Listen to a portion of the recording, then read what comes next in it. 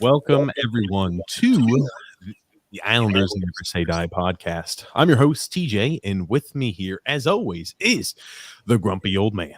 They say there's no shame in his game because he is always the same. Oh, man, Grumpy must already be having internet issues. No, I'm not having internet issues. What's my introduction? I don't know, Grump. Our NHL analyst and expert, the grumpy old man. Oh, yeah, the NHL analyst and expert. How could I forget Grumpy? I don't know. I don't know. We are back live here this Tuesday evening, Grumpy, and we're covering the Islanders against the Florida Panthers, a live watch along. For those of you who are new to the channel, welcome. This is a twice a week Islanders-based podcast that occurs every single Wednesday and Saturday at 8 p.m. Eastern Standard Time. As long as the Islanders play a game that's not on a Thursday or a Sunday, we'll cover that game live like we're doing here tonight. So you make sure you don't miss out on any of the action. Make sure you subscribe on YouTube, like on Facebook, and follow on Twitter. The only reason we do not go live on a Thursday and a Sunday is because we have a second channel that's just an all sports podcast where we talk all things sports and have a good time shooting the shit. That is called TJ and the Grumpy Old Man. You could find that in the link in the description below, or you can find it as a featured page on our YouTube channel right here. Very good. What, are you okay, Grumpy? You paying attention? I'm fine. I'm just saying very good. You don't need me to explain that, do you? I thought you did a fine job. I don't know. I figured you'd have some sort of response like, "Oh man, we're playing the Florida Panthers. This is gonna be a hard one. This is gonna hurt like hell." I don't know, Grumpy. I figured because right now what's going on the screen is they're doing a tribute. The Islanders are for Mike Bossy, and that's why I assume you're fixated on the screen for Grump. No, that's not the reason. You were just talking about pumping up the TJ and the Grumpy Old Man show. We're going to be doing live first round coverage of the NFL next Thursday night, the NFL draft.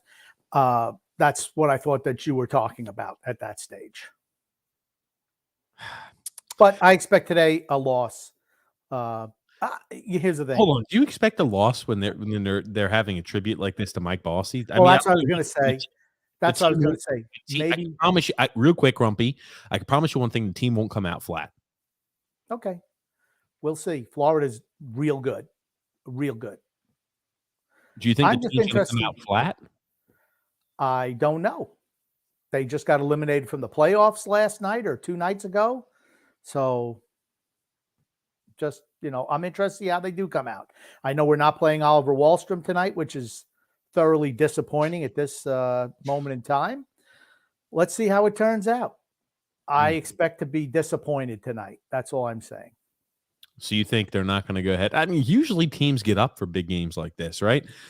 I'm not saying it's different. Hey, every game differentiates for itself, and they're not trying other games. I'm just saying, hey, this is an opportunity, a chance where, right, they're doing it for, you feel like they'd have that, Herculean effort, hopefully because of Mike Bossy. I know they beat the Montreal Canadiens the day of Mike Bossy's passing, and that was in Montreal, Mike Bossy's hometown. So, you figure that maybe they rise a little extra to the occasion today. Well, we were dominated in that game, so. If we get dominated like that against Florida, Florida's the best team in the league or one of the top 3 or 4 teams in the league, and Montreal is one of the worst teams in the league. So, I won't expect the same result. We didn't play well against Montreal. I'm just saying. Now, you were talking a little bit about the lineups, Grumpy. I've got those up on the screen if you're looking. We've got here, again, now what's baffling to me more than anything else is Anders Lee is removed off of a line with Brock Nelson. And Brock Nelson and Anders Lee, I think, have more chemistry than Matt Barzal and Anders Lee have. And so now we're looking at the line combinations. First line of Josh Bailey slithers his way back onto the first line per the usual. People keep telling me, oh, don't worry. It doesn't matter that he's only got 10 games to hit 1,000. Josh Bailey will certainly be gone this offseason. Josh Bailey's as good as gone. Josh Bailey back on the first line here for the Islanders tonight. Brock Nelson centering that line. And Anthony Beauvillier there also playing right wing. On the second line, you've got Kiefer Bellows. Glad he's getting an opportunity, though. Jean-Gabriel Pageau and Kyle Palmieri. On the third line, Anders Lee, Matt Barzal still, and then in Zach Parise. Fourth line, Matt Martin, Casey Zizekas, and Ross Johnston. Holy crap, ladies and gentlemen. And we have puck drop. You were ahead of me, so you're going to have to hit pause. I don't know how I'm ahead of you. I'm using your same useless feed that you use as opposed to, the live game. I'm actually watching the ESPN feed. Oh, okay. So what time are you at right now, Grumpy? 1943, 42, 41. Okay, you're second ahead of me, so that's not terrible. We're fine. We'll stick with that. Now, Ilya Sorokin is in net tonight for the Islanders as well. And deservedly so. I mean, he's been spectacular down the stretch. He's now, you talk about a hell of a second half of the season he's had.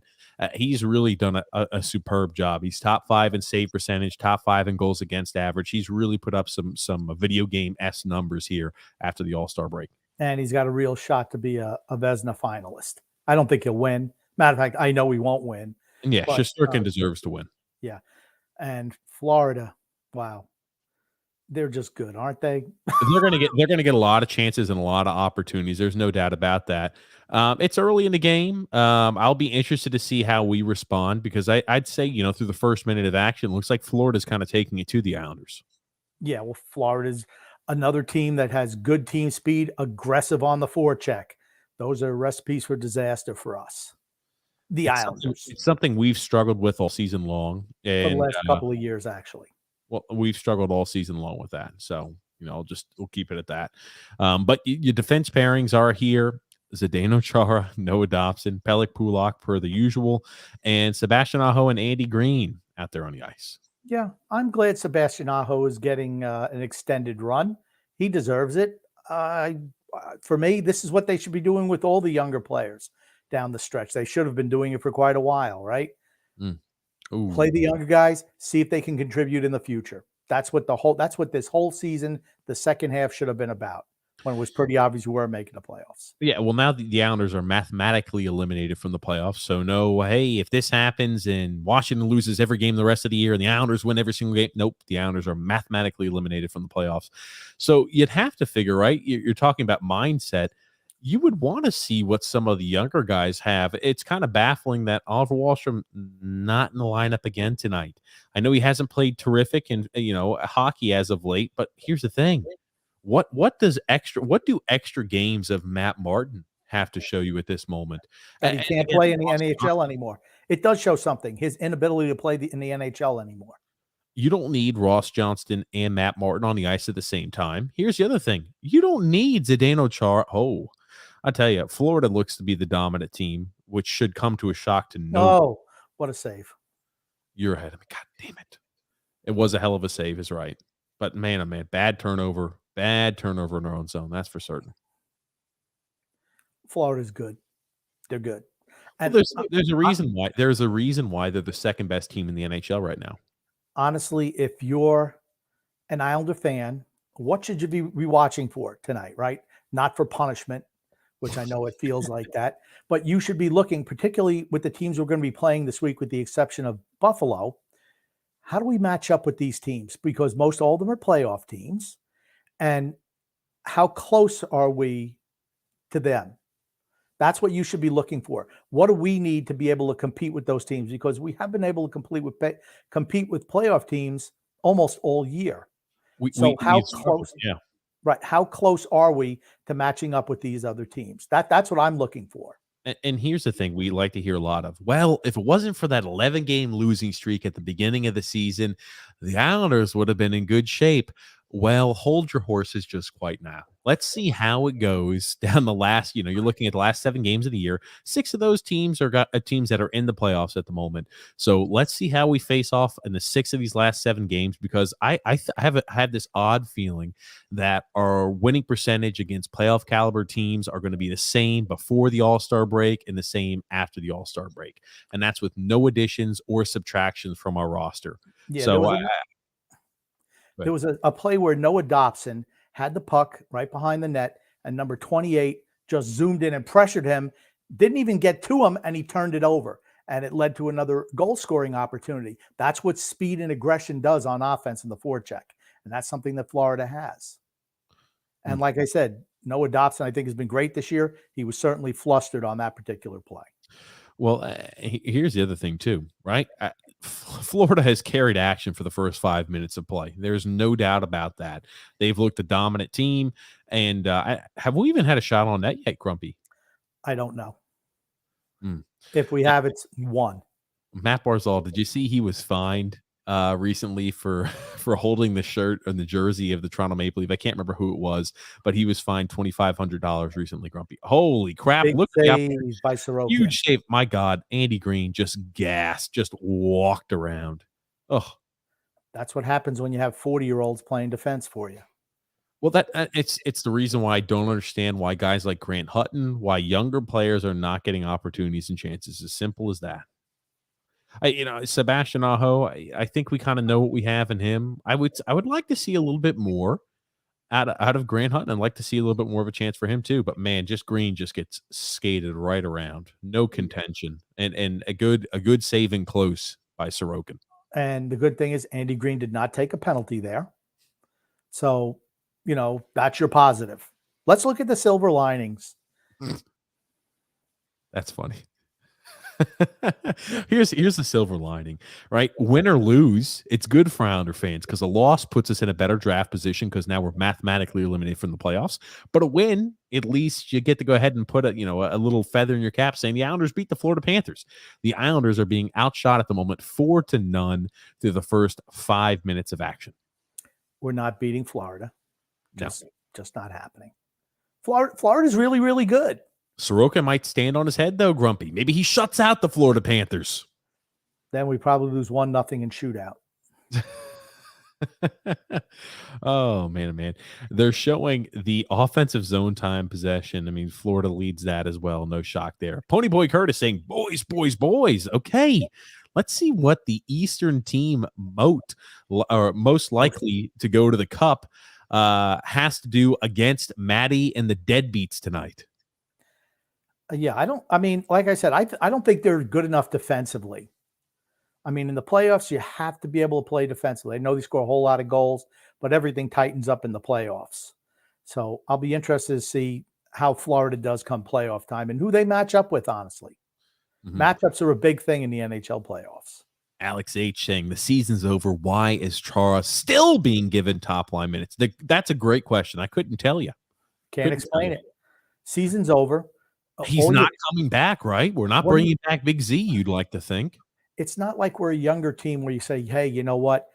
We want to kind of get a feeling on, we're winning some games with the younger players. So let's go out there and, build their confidence. This is a veteran team. Well, no, specifically Zdeno Chara, right? There's nothing else you need to know about Big Z. He's miserable. He's been miserable all year. He's 44 years old on a good team, right? Big Z doesn't even make the lineup. He doesn't make the roster. Or maybe he's the number 7 defenseman. That's it. Nice play by Dobson. Yeah, I tell you, Jesus. Man, that fourth line is abysmal. Matt Martin is so freaking gassed and finished. I mean, we're 5 minutes into skating, and he looks like he's gassed out there on the ice every shift. You can't have Johnston and Martin out there on the same line. You just can't. Oh, my gosh. Jesus Christ. Woo. Oh, I'll be honest, that's interference. Big Z got away with interference right there in front of the net. Cross-checking. Florida Panther didn't have the puck. Is that a shot on goal? Is that a shot on goal? Is that a shot on goal? I couldn't tell you. We'll have to see in a second. But if it was a weak shot, a backhander from the blue line. That just looked like they were dumping it in. But I guess they're getting the Florida Panthers ready for playoff hockey because, again, Big Z goes ahead and he assaults someone in front of the net and doesn't get called for. But that's fine. George P. says, what did Nelson and Bavillier do wrong to get Bailey put on their line? Freaking Bailey. Anyone knows I am wearing the Bailey shirt today because Alex Kerfoot scored a goal on Sunday night that Bailey got credit for. There it is. Go Josh. George P. also saying, do you think that Lou will reach out to Dennis Poffin and see if he's available? I mean, Lou loves players past their prime veterans. So Lou would be a perfect fit for that strategy. Yes. Okay. Nick D says, TJ Grump, how are you guys doing tonight? Doing well, Nick. Hope you're doing well too. He said, I can tell you that the Bossy tribute brought a tear to my eye. I didn't watch the tribute. I will watch it post game. Bill T says, "Hey TJ, do you think that Barry Trotz gets fired from Lou Lamoriello by missing the playoffs?" No, unfortunately not. Barry Trotz and Lou Lamoriello will both be here next year, and I think they're just going to see how they perform. If they don't make the playoffs, if they don't do X, Y, Z, I think both of them are gone. Here's the thing: why wait and delay items? I could tell you one thing: it's we could go on. Imagine if we go at the last, because remember, we had talked about before the Toronto game what we were looking for out of the last 8 games of the regular season. We said, okay, I reasonably expect maybe a 3-4-1 record. I can tell you probably that was a little bit of an overestimation. I maybe see us winning 2 games the rest of the year. Maybe we snag one from Carolina or a team who's sleeping, and we go ahead and beat the Buffalo Sabres. And I just don't see the results being that great. We're going to finish maybe 17 to 20 points out of the playoff spot. Well, we're 17 points out now. So maybe 20 plus points out of 25 points out of a playoff spot, maybe. I just, like I said, I'm looking at different things right now. That's all I'm saying. I'm looking at different things right now. I mean, look at it like this. Our team's been relatively healthy all season long. People like to use the excuse, or people like to use the COVID put us in a hole, etc. Well, I'll be very interested to see what our record looks like after the All-Star break, when we had a full healthy cast and crew minus Scott Mayfield, minus a top 6 defenseman. I mean, he's not. I mean, Mayfield now, with the emergence of Noah Dobson, he's the third guy on the depth chart in that position. So you lost one top 6 defenseman after the All-Star break. What do those results look like? That is what I'll be very interested in, because if we're barely treading water, looking like a 500 record team, that's not good, guys. Yeah, it's the same as it was before. We're good against the poor teams in the league, and we don't match up with the playoff caliber teams. And nothing has changed that. Nothing. Nikki also says Barry Trotz is going to ruin Wallstrom. Effing Barry, man. Bench all the stiffs, especially Mr. Softy Ice Cream, Josh Bailey. Very true. What's the reason for not playing Oliver Wallstrom at this point in the season? Because he didn't like what he said. Oh, here we go. Oh man, look at that. A quick dump back. I thought maybe the Islanders are going to have an odd man break going in their way. A mistake and a quick pass thrown into the skates of a Florida Panthers was going to lead for an opportunity our way. Look at the aggression of the forecheck from Florida. And Matt Barzal slices through it like a warm knife through butter. A hot knife through butter. It's not a warm knife. It's a hot knife through butter. Holy shit. I swear to God. A warm knife through butter. Same damn thing, Grumpy. No, it's not. It's a hot knife through butter. That's what What's the difference between a warm knife and a hot knife through butter? Butter's really hotter. Through. It's hotter. Oh, okay. A scalding hot knife through butter. How about that? Oh, okay. There's definitely the first shot. The Islanders have registered their first shot on net. Only took about 8 minutes and 10 seconds to get their first shot on net. Wow, oh, wow. And this looks to be probably the most time we've spent in the Florida zone so far this period comes at the hand of the Matt Barzal. It looks like Kiefer Bellows and Zach Parise. Which he should be out there. He has good chemistry with Matt Barzal. Yeah, absolutely. Oh, he fell. Gosh, he blows a tire. Matt Barzal, he's got to be exhausted. He's going off. Yeah, but he got right back up even after going down. I thought if that was Chara who went down, he would have probably taken out half the boards and like half a section of seats. That is the pristine ice at UBS Arena. Gets another one, Grumpy. And they got Average out there with Croc and Bavillier. Yes. Got another comment here from Alexander. Hey, guys. Hope you're doing well. Doing well, Alexander. Hope you are too. Trying to go back and forth between the Mets and the Islanders. Doubleheader for the Mets today after rain out yesterday. Oh, that's a shitty call. He kept that puck in. That is a bad call by the official. Oh, my God. Bad call by the official. He kept that in. Oof. Nice job, Croc. Not able to handle the pass right across to him. He makes $7 million a year, fellas. I'll be honest, that was borderline hooking against Matt Barzal earlier on when he was breaking out of his own zone. But he did a great job. I mean, think about it. He had pressure. He had pressure all the way from our defensive zone, all the way throughout the offensive zone. He consistent pressure. I'm surprised Barry's probably going to get on him for cutting in front of the net like that. He should have just done something safe instead of trying to be creative and being the player that he is. subjugate his game. Yeah. Mm. Oh my gosh. Wow, point blank opportunity just whiffed on. I mean, we looked in shambles coming back in our own zone. I mean, Florida's damn good, right? As much as I want to say, right, we're struggling a bit. Florida's also really good. I mean, you can't shortchange Florida. They're one of the best teams in the NHL. Big save by Sorokin. My God. And who is that? Who's that with the A who's not marking him? Is that Bailey or Brock Nelson? Well, there's Average out there in front, and that's got to be Nelson Croc. Everyone's hero, Croc. Brock. He had the career season. Nelson. When do you move a guy? When he's having a career year. That's when you move him. Get the most value for him. Drew L says Barry freaking Barry.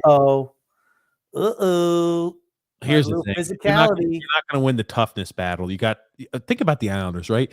Matt Martin, Big Z, and Ross Johnson. At this point in their career, all three of those guys are freaking goons. I think Big Z has fought more this year than he's probably fought in quite a long time period. Matt Martin's a freaking goon, and so is Ross Johnson. Ross. Matt Martin is not a goon, and neither is Zdeno Chara. Oh, stop. Big Z think about how many times we've asked Big Z to fight. How often do you think Big Z fought for Washington? I don't think you know the definition of a goon if you're thinking he's a goon. Oh, Jesus Christ. He goons it up. He gets in between the whistles and he starts mixing it up. That's what a goon does. Patrick Hornquist is going to the box. They're agitators too. But I'm telling you, right? Ross Johnson's a goon. I like Ross, but that's what he is. Let's be honest. I said the other two guys weren't. Ross Johnston is. You don't think Matt Martin's a goon? No. He doesn't even fill that role anymore. He tries to, though. He can't fight. He doesn't fight. He can't. He's finished. I'm not saying he's not finished. And there was no penalty, by the way, on Hornquist. Okay, I thought Hornquist was going to the box, but I guess I screwed that one up. No, he just went to the end of the bench. He went to the end of the bench. It looked mighty empty there for Florida. He's probably looking for Oliver Wahlstrom. Well, he should be going up there to concession stands, finding the nearest popcorn vendor. That's a good opportunity, a good drive there by Kyle Palmieri. This is the best little spurt we've had so far this period. Like Kyle Palmieri, driven by, again, a good opportunity also off the rebound by Jean-Gabriel Pageau.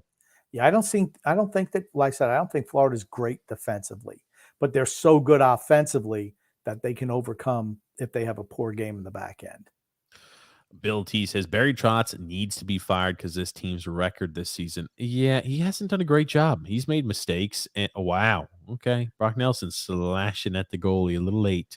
But yeah, Barry Trotz hasn't done a great job this year. The team is not structured for success in the future. You have to have a major overhaul this offseason if you want to see success. But a hell of a job. Man, oh man, I'll be honest with you. Did you like how Palmieri elevated the puck and then tried to bat it out of midair? Honestly, if he scored that goal, that would be ESPN #1 goal of the week. No freaking doubt in my mind. It was such a beautiful play. He elevates it as he's entering through the crease and as he's trying to wedge himself between the goalie and the defender, and he just misses batting the puck out of the air with the backhand attempt. That was a beautiful chance. Yes. Why don't you hit some comments while we have a break in the action? That's what I'm doing. I'll tell you what, on these live streams, you do an awful lot of talking. Like a little chatty Cathy. Clip your string. You do an awful lot of watching the TV, so I want to hear your shit. That's what a watch along is about. It's trying about to describe the action to the fans. I mean, I know you don't believe in it because you never even watch the games. You look on your little phone, and that's how you think you run things. I don't know. I don't understand it at all. Honestly. I've actually never watched an Islander game, believe it or not, Grumpy. I could tell with your commentary. HEB Sports says, what's your contact info for a business opportunity with your channel? Just message us. You can message us on IslandersFansUnited@gmail.com. That's the best email. IslandersFansUnited@gmail.com. That's correct. B Gaines, DM. That's Brandon Gaines saying here, 7 games left of the Josh Bailey farewell tour. I hope he's gone in 7 games, but I really think, and Tommy mentioned that in the comments, right? He's 10 games away from 1,000. I could 100% see the Islanders wanting to keep him and to play 1,000 games. It's not right, but I could see them doing that. They're going to keep him because no one wants him, and they won't make any moves. They've never made any moves. Guy's been the GM and the coach been there for 4 years. They made 3 moves. Mm. They're all for bottom 6 guys. Ugh. It's the same thing. Oh, that's the play you were talking about. That's just right it's dude. there. Honestly, Look at that was incredible. that was that not beautiful? Yeah, if he connected on that, that's number 1 goal of the week. That's the top play tomorrow. Okay. That was a freaking amazing attempt. He didn't. I'm just saying, if he did, it would have been beautiful, huh? Just because he's Kyle Palmieri, don't say, well, he did. It was a good thought, a good build up, but that's the best chance we've had all game. Nice try. Oh, Anders Lee comes zooming into the zone, but he turns the puck over because he tries to throw an errant shot towards the net. Because he's average. Ah, there it is. There it is. Ponyberg Curtis saying Trotz needs to face the wall for playing Zdeno Chara. And group, do you remember when you used to call Matt Barzal Voldemort? Yeah, he who must not be named. I do remember that one. Wow! My God! David Bale or Bavillier. Oh, he didn't even get the shot on net. Shoot the freaking thing. Oh, Bavillier, shoot the puck. A little bit of sustained pressure in the zone here. He gave it to average in front of the net. And why not rifle the thing? He had on a one-time opportunity from Noah Dotson. Shoot the freaking puck, Bavillier.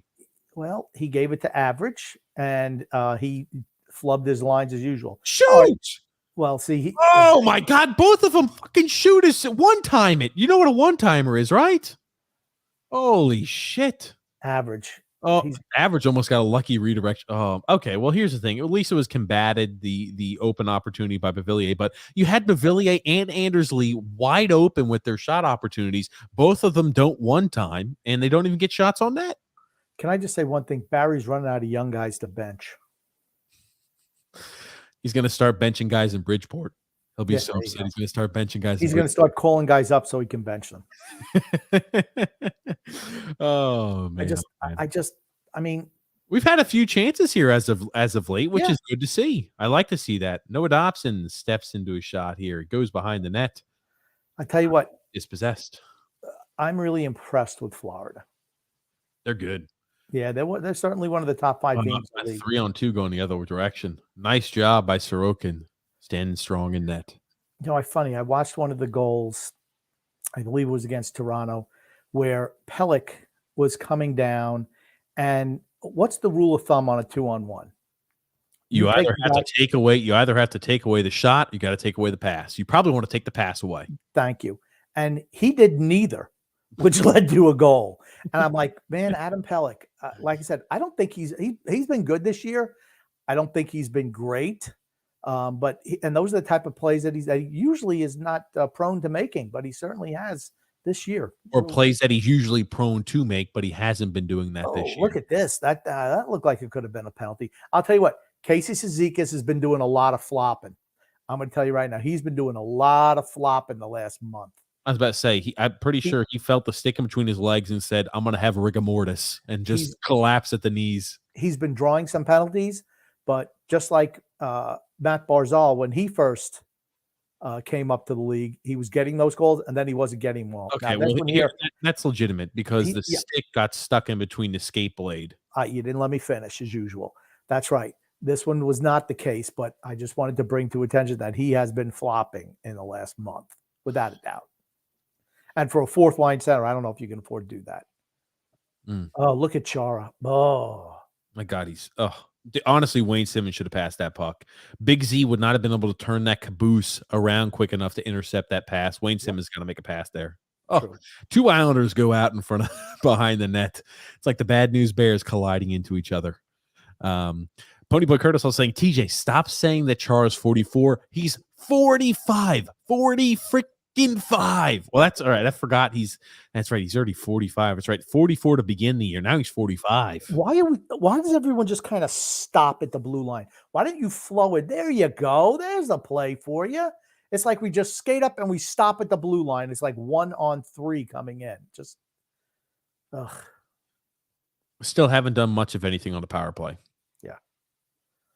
Ugh, wow. Average. I got average. Oof. Oh, and the puck gets turned over because he can't have his own entry. What happened to good old dump and chase? Below average. Oh, man. Jesus. Oof. A minute left in the power play. We've had no real sustained pressure and no shots on net. Yikes. Don't like to see it. Oh, my gosh. Bailey is somehow on the power play unit once again. So in other words, they're playing even up. Playing 4-on-4, right? My God. We can't keep any type of zone pressure. Even when we're on the power play, we can't keep any zone pressure. It's a testament for two things. We're not that good in man-on-man. I'll tell you, Florida's unbelievable. 27 nutmegged Pulak twice. That was Pulak. Pulak. Twice. Twice. He couldn't do it the third time, but he did it twice. It was beautiful, too. It was pretty. Jeff, look at Barry. Look at Barry. He's saying, man, I need to update my resume. Is that what you think he's saying? There's Josh Bailey saying, man, I suck. Is that what you think Barry's saying, Grumpy? He's got to update the resume? After next year, he will. He won't be back. Next year will be his last year. Jeff S. saying here, I'd say Wahlstrom should play. Yeah. True. Now, someone sent us, and I didn't see it, so not that I don't believe what people are telling me. And if anyone has a clip, I'd love them to feed it to us, where Trotz was saying that when asked about Wahlstrom, that he needs to subjugate his play before he gets more ice time. Okay. And that's what he said. And I don't know. So that's why I'm asking for somebody to send me a clip. That's all I'm saying. Subjugate his play to what? I'm sorry. To get consistent ice time with the team. Subjugate his play by doing what? No, don't worry about playing offense, which is your skill set. Be a grinder. That's all he wants. He wants a bunch of third and fourth liners on this team. Why do you even draft him? And he was the guy, anyone who wants to give them credit for drafting Wahlstrom, well, you're saying he's got to subjugate his play. Well, guess what that means? Then you drafted the wrong guy. I'm sure there was an Alexander Lundkrantz they could have taken in the first round. Why would you ever take anybody with skill? I don't know. Ponyberg is saying, if you think about it, the Islanders are practically the only team in the Metro Yager hasn't played for. 2022, 2023 is his year. He's only 50. Uh-oh. Who's going to the box now? The Islanders look like they're Adam Pelech looks like he's going to the box. No. Or is it Martin? He was going to the bench. Is it Martin? The Islanders? Yeah, Martin's going to the box. Okay. Matt freaking Martin. Well, here's the thing. The Florida Panthers on a power play, they're one of the best power play teams in the NHL. I have that odd feeling that maybe they come away with a goal or they're going to generate a hell of a lot of pressure on us. One of the two. They're showing a Jägermeister commercial and you've seen all these guys who have tattoos on their faces. How old do you think they have to be before they regret doing that stupid shit? Well, here's the thing. I got a different commercial, but you're talking about Post Malone. I know the commercial you're talking about. Post Malone's a cool guy. Seems like a cool guy. Really? Do you know him personally? Yeah, me and Sounds like a shithead to me. Me and Post Malone are good friends. Jeff S. says here, nice tribute to Mike Bossy. Talking about Bossy, he was a natural goal scorer that was soft and could fit and that could hip check a suitcase, as it was said. I don't think Trotz would play him. Could not check a suitcase. Okay, could not check a suitcase. Sorry, Grumpy. It was a spelling error, but could not check a suitcase, as it was said. I don't think that Trotz would play him until he learned the defensive game. Jeff, I have said on this podcast for the last 3 years that Wayne Gretzky and Mike Bossy never would have played if they were on the Islanders right now. Barry Trotz would never play them. Ponyberg Curtis also saying, what do you guys think about Andrew Burnett? No shutouts. 2 9-goal games, an absurd amount of 4 and 5 goal games. It's different in the playoffs. If Quinville is their coach, I'd say they're the favorites to win the cup. Oh, who is Shannon sitting with? I don't know who he is. He's got to know somebody. Oh, Ralph Caruso, longtime Islander fan. No offense to Ralph, but you should know his hair. Kind of say that's kind of scraping the bottom of the barrel for interviews, don't you think? Who the hell is Ralph Caruso? Longtime Islander fan. It's just a fan? He's probably saying that Barry's great, stuff like that. Or maybe he's asking him about, remembering Mike Bossy. Maybe that's what he's doing. Who the hell is Ralph Caruso? Is it like longtime Islanders fan? Here's my question. Is that a guy like Daniel Russo? Like, as you from Daniel Russo is a fictional character of Ralph Macchio. I know. I was wondering, Grumpy, if this guy was an actor or something. No. I don't know. Long-time Islander fan. Okay, cool. Well, you look at the power. Wow, my gosh, Florida's power plays top 5 in the NHL. Oh my Bailey. God. Oh, Jesus Bailey. Christ, Bailey. That was your freaking shot. Bailey. Oh, Weak. Just weak. Jesus Christ. That was the worst. That was one of the worst shot opportunities point blank on a goalie I think I've seen all freaking year. That was awful. Oh, my Josh God. Bailey. Talk about weak. Freaking Bailey. High Flying Pigeons says hi. What's up, Mr. Pigeon? Drew L says this whole podcast should pull a Vancouver Canucks fan after Game 7. Burn Belmont down and chant Fire Barry. Oh, man, I tell you. That's not going to happen. That'll be next year when we don't make the playoffs next year. Because honestly, I don't think we're going to do anything in the offseason. Certainly not anything that's going to make a difference. Anything that's what I'm saying. Look at the style. Look at the play. I mean, Florida's pretty much carried the action today. Would you not agree? And on their power play, they sustain pressure and actually create opportunities, given they did have that little scare where we had a shorthanded chance. But, I mean, Florida has been the dominant team, no doubt about it. No freaking doubt. I mean, that's what I'm looking for. Against Toronto, I mean, we were outplayed. Against Montreal, we were outplayed. I mean, it's just our style of play is just not very good.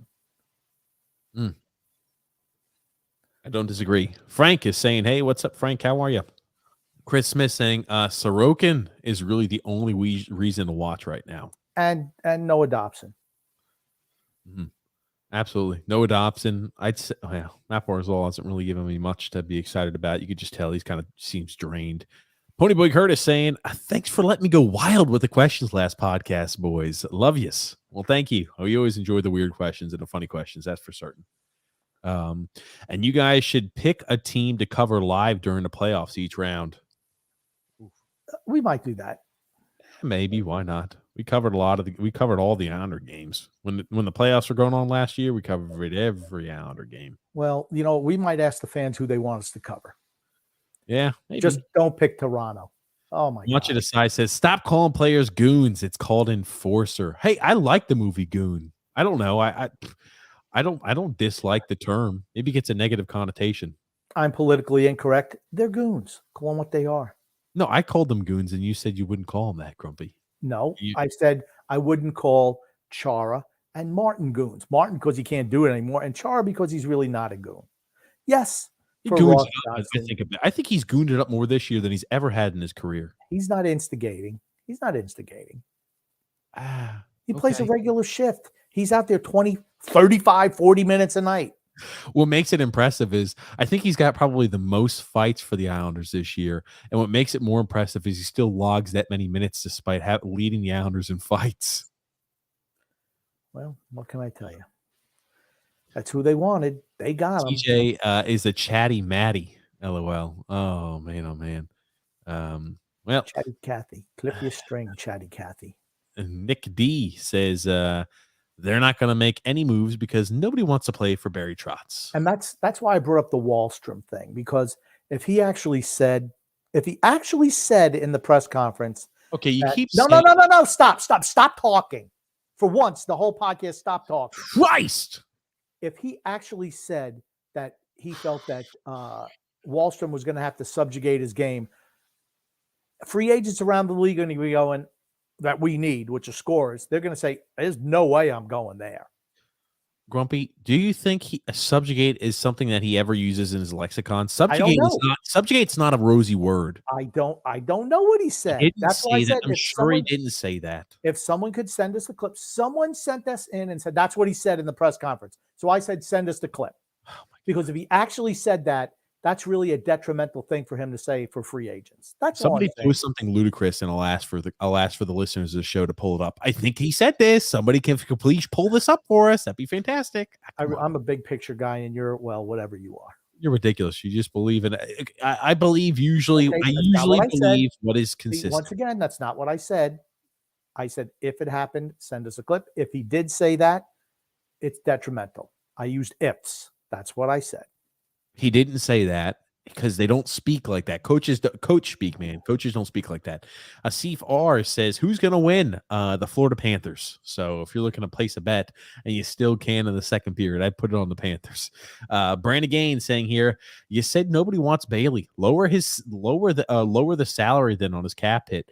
No trade protection. If you have cap space and aren't an attractive geographical destination, Bailey can be a playoff asset. Okay. What playoff team has an extra $5 million in cap space that's going to want him? Well, maybe we can lower the cap space, Grumpy. We can take half the cap hit, 50%. We can retain 50% of the salary, make him $2.5 million. Well, I mean, because he's only making $3 million next year in actual money. 5 on the cap hit, but yeah, right. So, I think it's tough. He's not. I don't think he's desired by any team. And buyers are very weird. Did anybody think the Islanders would get a second-round pick for Nick Leddy despite the $7 million owed in actual money? Okay, they did not get a second-round pick for Nick Leddy. They had to give up a second-round pick. No. That's Andrew Ladd. They got a second-round pick for Nick Leddy. They got assets to trade away Nick Leddy. You're misremembering stuff, Grumpy. Okay. What? Do you not believe me? Do I have to pull it up? I don't know. Last podcast, you said we had to give up a second. So I'm just going by what you said. If you were wrong, that's fine.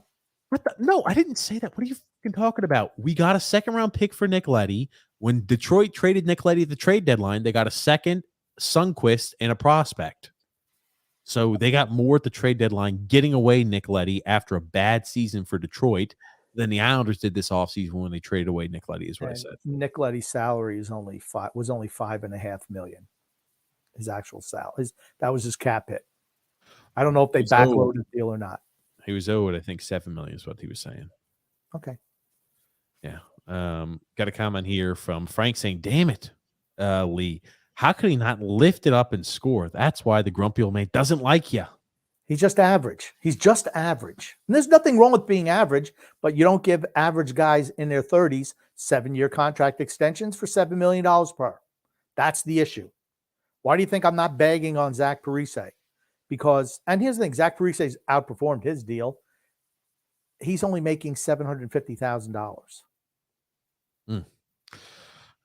That's it. We wound up getting Richard Panik in the 52nd overall pick, which was second round pick. We traded away Nick Leddy. And Ponyboy Curtis says Phil's Fiction commented on how Ross was benched for a horrible play. And he said, I heard Trotz exclusively benches the young guys. Was that a shot at you? No, I don't care. Ross is not a regular member of the team. Yeah, I was about to say, you talk about the whipping boys. There are some anomalies with whipping boys. It's not exclusive to young guys, but here's the thing. Ross Johnson doesn't play consistently. Neither does a guy like Sebastian Aho. If a guy's a tweener, you could be a whipping boy. How many games has Ross Johnston played this year? 10, 15. Hold on. So he was upset with a specific play. I don't know what the play was that he was upset with that specifically got him benched. But probably something Casey screwed up. Casey Zika screwed up, or something Matt Martin screwed up. Who the hell knows? Here's the thing. Man, oh man, I tell you.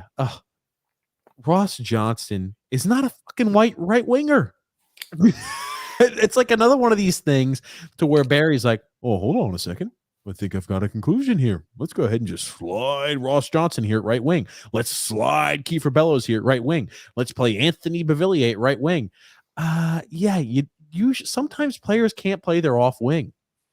It's not something that's uncommon that players struggle on their off wing. I think it's funny that the guys who make a lot of money never have to play on their off wing. Ever. It's all the other guys that, well, you know what? We don't care enough about you to keep you in the position that you can actually perform better at. Anders Lee, Kyle Palmieri. It's just going to be what it's going to be. It's always frustrated me. Johnny Boychuk when he was playing. Good old Johnny Boychuk. And no, I don't think Phil. Speaking of Johnny Boychuk, they're talking with Johnny Boychuk here right now.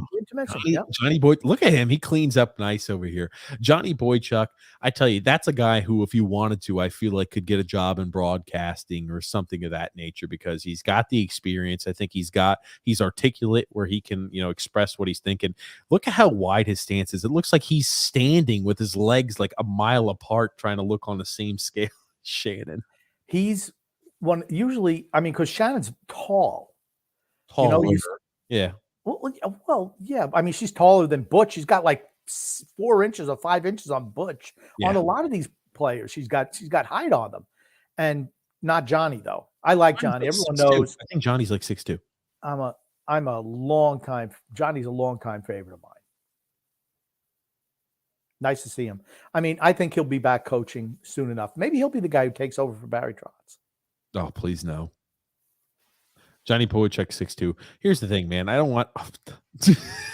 They're showing all the times that Johnny Boychuk used to slide. I'll tell you, that son of a bitch, anytime he was getting beat, the slide was the go-to, just laying out as long as he could, at least trying to take away the pass. Yeah, I like Johnny. One of my favorites. I got no problem with Johnny. Towards the end, he wasn't, He just couldn't play anymore. There's no crime in that. No, It's the same thing with we signed Big Z to the contract knowing he couldn't play anymore, but yeah, Johnny Boychuk was a hell of a player for a lot of those early years. And again, a guy who took, I would say, that was a below market deal. Would you not? No. He and Letty both signed identical deals the same year too. That was a lot of money for a defenseman back in 2014. It was a lot of money. So I think about what defensemen are making now, what top tier defensemen are making now, right? They're making like $9 million, $10 million a year. The cap hasn't doubled over that time period. I'm just saying it wasn't a terrible deal that they signed. And think about it, going to the Islanders too, right? You talk about having to pay a premium. The Islanders were miserable back when they joined. And, they saw a vision of what the Islanders could be. And obviously, we owe a lot to a guy like a Johnny Boychuk, thanks for coming type of item, because the Islanders were bad when he joined, really bad. And they were bad for the most of the time he was here. Oh, man, oh, man. And then Ponyboy Curtis says, laughing my ass off, Wayne Simmons, TJ. He's not on the team. I swear the last name on the jersey was Simmons. Was it Anthony Duclair? Well, sorry. I don't know. Anthony Duclair is a hell of a player. Yeah, maybe it is. Now that I'm thinking about it, I think it is Anthony Duclair. I swear I saw Simmons. Mario says, subjugates his play for the sake of the system. Yeah. Sorry. You need a new coach. If he actually said that, like I said, if he said that, I didn't hear it. That's why I always ask for a clip, because someone sent it in and said that's what he said. So maybe he said it in different words. But if he was intimating that, I'm sorry, he needs to go. This team we have 208 goals scored this year. That's like the worst bottom 4 in the league. If you can't score, it's like 6th or 7th, but it's bad. If you can't score, you're not going to win. And you're saying one of the best, probably the best shot on your team needs to take away from what he does best to fit into your system. Again, the square peg into the round hole theory, which Barry just feels he has to do. Sorry.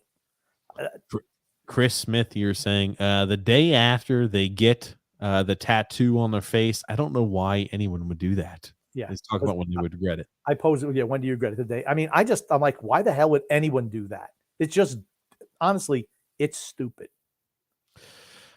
Apex Legends Senior Citizen says, hey guys, can't watch right now, but we'll catch up to you later. You two have the best podcast. Thanks, Apex. We appreciate it. Rob G said, yes, the Karate Kid, grumpy old man. Yes. Chris Smith said, no, that guy, Ralph Caruso, is like a 50-year season ticket holder. You know what's bad, though, when you're talking. He's just a guy. You've been a big fan of the team. You've had season tickets for 40 years. What do you think about the Islanders season this year? This is what they did today. Season ticket holders. Let's scroll through. Oh, hey, here's one who's still alive, 50 years. Let's see if we can talk him today. That's what like I said, you're kind of scraping the bottom of the barrel when you're looking for season ticket holders to talk to. Oh, man. I wish I would have heard what he said, honestly. Do you really shaking his head? probably going. Well, the Islanders are getting a bad rep. They've really played hard this year. Who the hell knows what he's saying? I'm guarantee you wasn't speaking anything negatively of the Islanders. I can promise you that. He's probably saying, all these people who don't believe, we don't want to see you next year when the Islanders are hoisting the cup. Maybe he's saying some shit like that. They fed him talking points. This is what you wanted. You kind of make sure you sign a non-disclosure agreement before we put you on. You won't talk about this, and this. You will talk about how great Barry Trotz is, how fantastic Josh Bailey is, Croc Nelson, Average Andrews Lee, and Lou Lamoriello. Ooh, they're the best. That's who you'll talk about. Is he okay with that? He just wants to be on TV for the grandkids. Good for you, Ralph. Oh man. Maybe he's related to the Caruso that plays in the NBA. That's who I was thinking of. What? Maybe he's related to Enrico Caruso. Who's Enrico Caruso? Jesus. Go ahead, everyone. Blast him. You've never heard of Enrico Caruso? Enrico or Enrique? Enrico Caruso. Okay, it doesn't matter. What would make either one of them famous? Because it sounds like you don't know shit, and now you're just trying to cover for time till you can look it up. He was an opera singer. You were expecting me to know freaking opera singers? I mean, I couldn't. He's a legend. He's a legend. The only opera singer I can name is Susan Boyles because she had that on TV where she was like, just stop talking. Just stop talking. You embarrass yourself. Every time you open your mouth, you embarrass yourself. Every time you embarrass yourself. You happy, Grumpy? Does that make you happy? Cool. You don't know him either? Guess what? I don't know any opera singers. None. So, and I don't care to know any opera singers. I don't listen to opera music. Opera singers. Susan Boyle is not an opera singer. Yes, she is. Dude, she didn't even win UK's Got Talent. She didn't even win that. That's what she did. She did. I thought she did win. No, she didn't. She was just some scrubby living in a flat who came out and sang. Shit, living in a flat. Get the hell out of here, Grumpy. And then Frank saying, "Oh my God, I'm done with it. I'm done with this. Bailey could do way better." And that's sad what he missed. He's like, Bailey, the goddamn Hufflepuff. What the heck? He is Hufflepuff. I know who Hufflepuff is. I watched the new Harry Potter movie last week, and one of the guys on there, Eddie Redmayne, he went to Hogwarts, and he's absolutely the epitome of a Hufflepuffer. Without a doubt, he was Hufflepuff. And when they said, "Oh yeah, go Hufflepuff," I'm like, "Ugh, yeah, that makes sense." Rob G saying, "Don't start picking on my man Bailey." That's usually what his wife says when she goes to the grocery store. Frank saying, "At least blasted or a quick wrister, something." That was a grandma shot by Josh Bailey. That's what he does. He's got the weakest shot in the league. Yeah, Alex Caruso. That's who I was thinking of, Grumpy. Alex Caruso. Whatever. What are you doing whatever for? Whatever. The fact you didn't even know who Enrico Caruso is astounding to me. You probably didn't know who Alex Caruso was, so I don't want to I don't care who Alex Caruso is. I don't want to hear your shit, Grumpy. Oh, yeah. Okay. Yeah. I'm glad I don't know who he is. Take him off. You don't like him, Grumpy? No. Oh, man. Okay. Put Enrico Caruso up there. See, look at all the stuff you're going to get on him. Hey, here's the thing. I see Enrico Caruso. He's one of the top names. Matter of fact, if you just put Caruso up there, you're going to see Enrico as one of the first. Son of a bitch has been dead, Grumpy, since before the freaking Great Depression. What does it tell you about how great? What does it tell you? What does it tell you about how an important figure in history that he was? That you can put his name in. And he's been dead for 80 years, and he's still the first name that comes up. No, not dead 80 years, dead 100 years. Grumpy, 100 plus years. I don't think now it's 100 plus. It's going to be 300 years by the time the night's over. It's 100. Tell us again how Anders Lee is a better player than Patrick Kane. Anytime you lose, you go back to that shitty excuse, and you're just pathetic. It's pathetic, Grumpy. Yeah, it's 101 years. So he's been dead 101 years, over 100 years, or actually almost 101 years. He's been dead 100 years plus a few months. So more than 100 years. And he's still the first name who comes up. It'd be like saying you don't know who Babe Ruth is. Why don't you say that? No, it's not. Babe Ruth is popular. This guy, who the hell knows who this guy Enrico Caruso is? Jesus. If you're like me and don't know who Enrico Caruso Okay, is, let us no know one's in like the you. You don't know comments. anything. You know less than nothing. Oh, come on, Enrico Caruso. Well, I just want to say one thing about Empire State Construction. That's Frank. He was fighting us a while back on not being positive enough, and now I see him. He come over to our side of the tracks. Ponyboy Curtis saying though, TJ post polls on social media about what team to cover in the playoffs. Maybe, yeah, I think that sounds like a good idea. And then Phil's Fiction pointed out that the last 3 games, Ross dropped the gloves. We lost. Yes, that's it. The correlation of Ross fighting results to losing. I'm going to bet we were playing playoff caliber teams, and that's why we lost. Maybe that's what he should put up. Maybe he's supposed every time we play a team with a winning record, we get our asses raped. Our year-long record against teams with teams in a playoff picture, or we win 30% of those games. And guess what? After the All-Star break, it's been very similar. I'm going to say that's probably more to do with it than Ross Johnson dropping the gloves and fighting, because Ross Johnson fighting, if he does or doesn't, will have, I would say, probably 0 impact on this game, unless it helps catapult a team forward to the win. Because it's not like Ross Johnson missing a few shifts is going to be detrimental to our team's success. I'm just saying, I'm going to say this. It's a good thing that we're in the Eastern Conference, because we're 9th best in the Eastern Conference. If we were playing in the West, we would be like 12th best team in the league in the conference. So it's actually beneficial we play in East. It makes us look better. Rob G saying, if the Golden Knights make it, I'll root for them. I want to see Robin Leonard do well.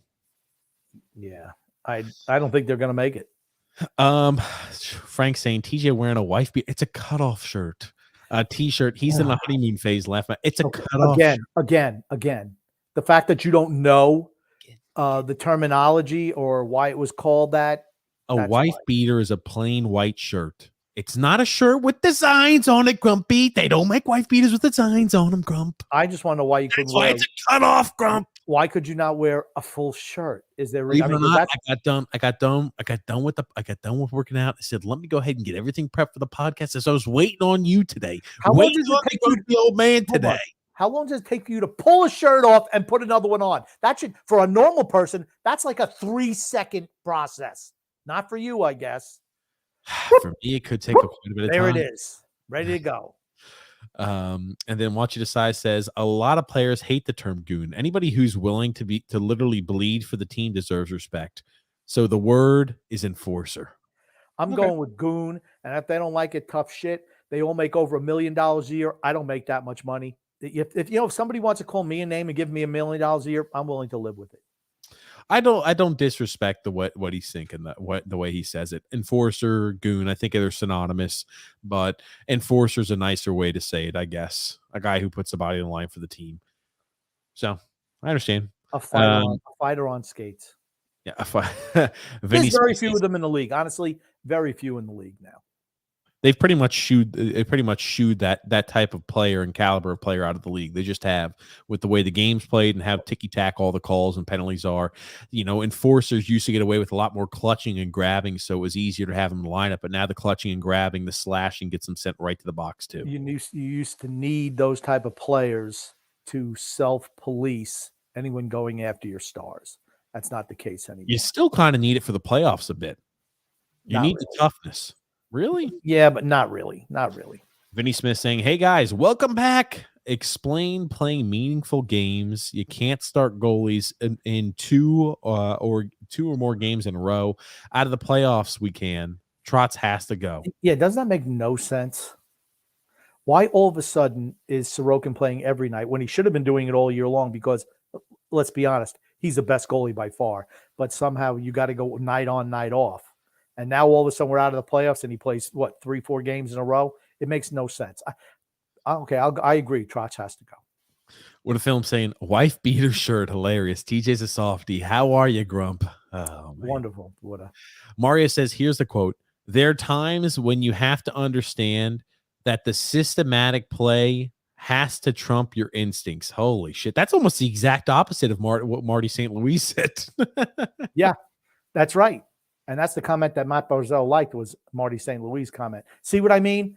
If that's the mentality, Why do you even draft anybody who has skill or The talent on this team? system has to trump your instincts. Jesus Christ, that's awful. Sorry, gotta go. Gotta go. Gotta go. He's got to go. Got to go.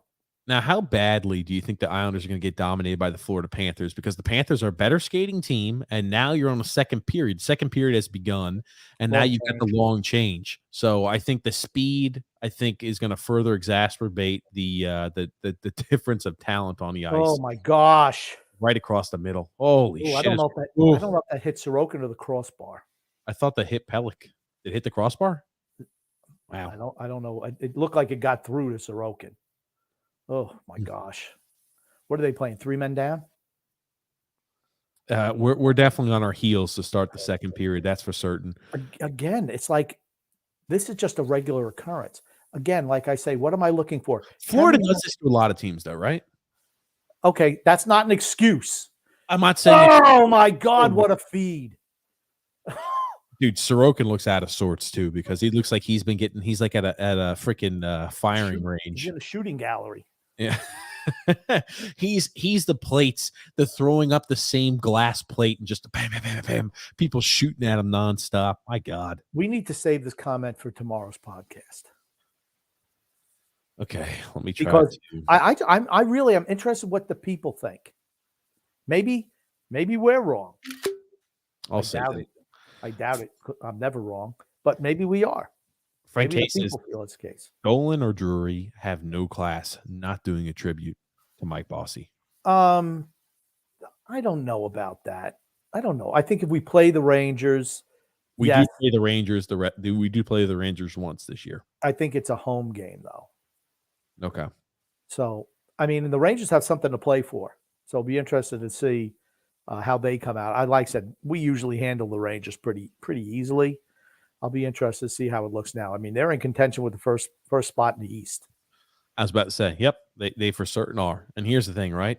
So be interesting to see how that goes. Home ice advantage is an important item. That is for certain. Oh, my God. We're just hemmed in our own zone. We're 3 minutes into the second period, and I want to see Florida's had the puck in our zone for the majority of that time.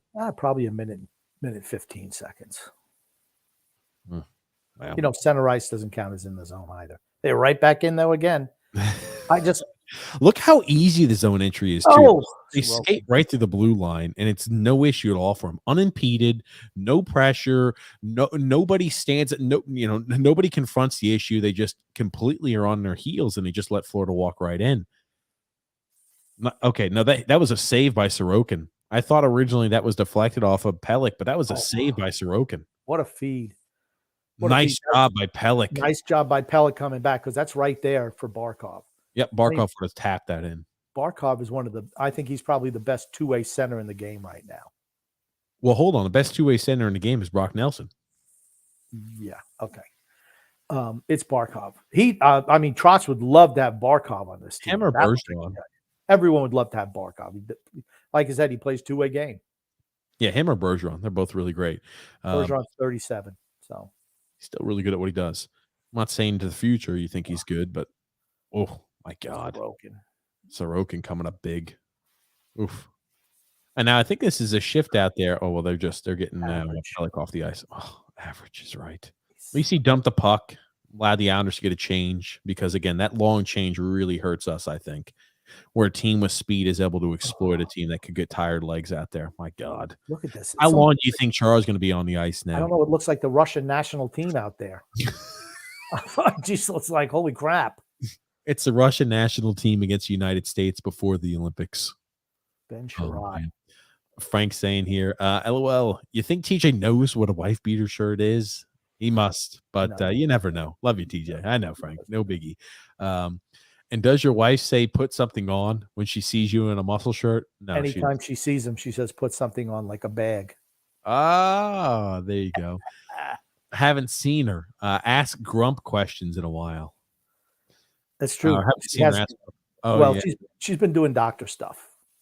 Yeah, she's been busy, but maybe we'll get her on in the off season to start doing that every once in a while. That'd be a little fun thing to get back on.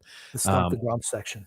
Yeah, Frank said, "Ooh, hold on. I think things are getting a little physical down there." On the penalty, and they score. Who put the puck in the net? Sebastian Aho. Sebastian Aho. My God. And it's He's an the guy we assist don't want from anymore. Andy Green. Here's the thing. My God. Let me ask you this. How vicious do you expect Florida to come out here for the next 10 minutes as they now are down 1-0 in a game? I think they've been the dominant team on. It was a great shot by Aho too, right? That's in the toy department. And he kept the puck in too. The offense. There's the penalty, Giroux. Okay, I'll be honest with you. Sebastian Aho felt the stick and kind of clamped down a little bit on it. What a shot, though. Dude, what a freaking shot is right. Man, oh man, what a shot. Ooh. From Andy Green. From Andy Green. Look at that. I'm telling you, that is top freaking shelf off the crossbar in the net. What a freaking shot by Aho. Like I said, I'm going to say it again.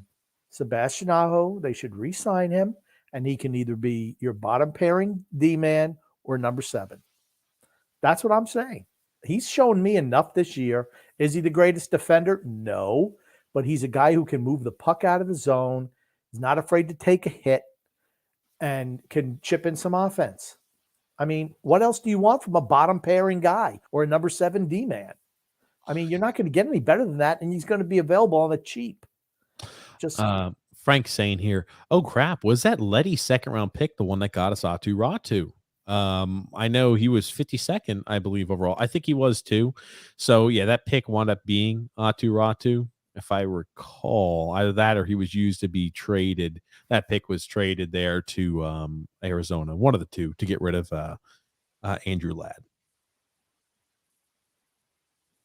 Russell Simmons was a great rap guy from back in the day. I have no idea who that is. He was with Run DMC, I believe. Man, Ponyberg Curtis is saying, bro, Simmons is in Toronto. We just played him. You're mixing up black players. Next, PK Subban is going to be. Can I tell you what? God almighty. I thought the name on the back of his jersey said Simmons. I swore I read Simmons, and I'm like, I don't think Simmons is here, but I swore I just read Simmons. I thought I saw Simmons on the back of his jersey also. I did too. But Anthony Duclair has been really freaking good. You talk about a guy, right? When he originally went and joined the Florida Panthers last year, was on one of those 1-year prove-it type deals, and he bet on himself. And man, oh man, did that gamble pan out, because he had a great year last year, and this year he's been fantastic too. He's a guy who bet on himself, and it really panned out. Sometimes you see when the players bet on themselves, doesn't really pan out. Look at Taylor Hall when he originally joined Buffalo too. It kind of didn't really pan out that well. And he also didn't have to sacrifice his instincts to fit into the team concept, into the system. And then want you to say, guys, drop the interview with the season ticket holder. He was talking about Mike Bossy. Okay. That's what I said. That's probably what they were asking him about. That's what he was probably, because he's been there forever and he saw Mike Bossy play. Mm-hmm. James F saying, hey guys, what's up, James? Enrico Palazzo is an umpire in The Naked Gun. Remember that? You remember that, TJ? I've never seen The Naked Gun. Oh my God. Leslie Nielsen, The Naked Gun series. There was 3 of them. Yeah, believe it or not, probably was another one of those movies that was made before I was alive. James F saying here, Grumpy, did you see the beginning of the game? What the hell does that even mean? Do you think the world didn't exist until you were born?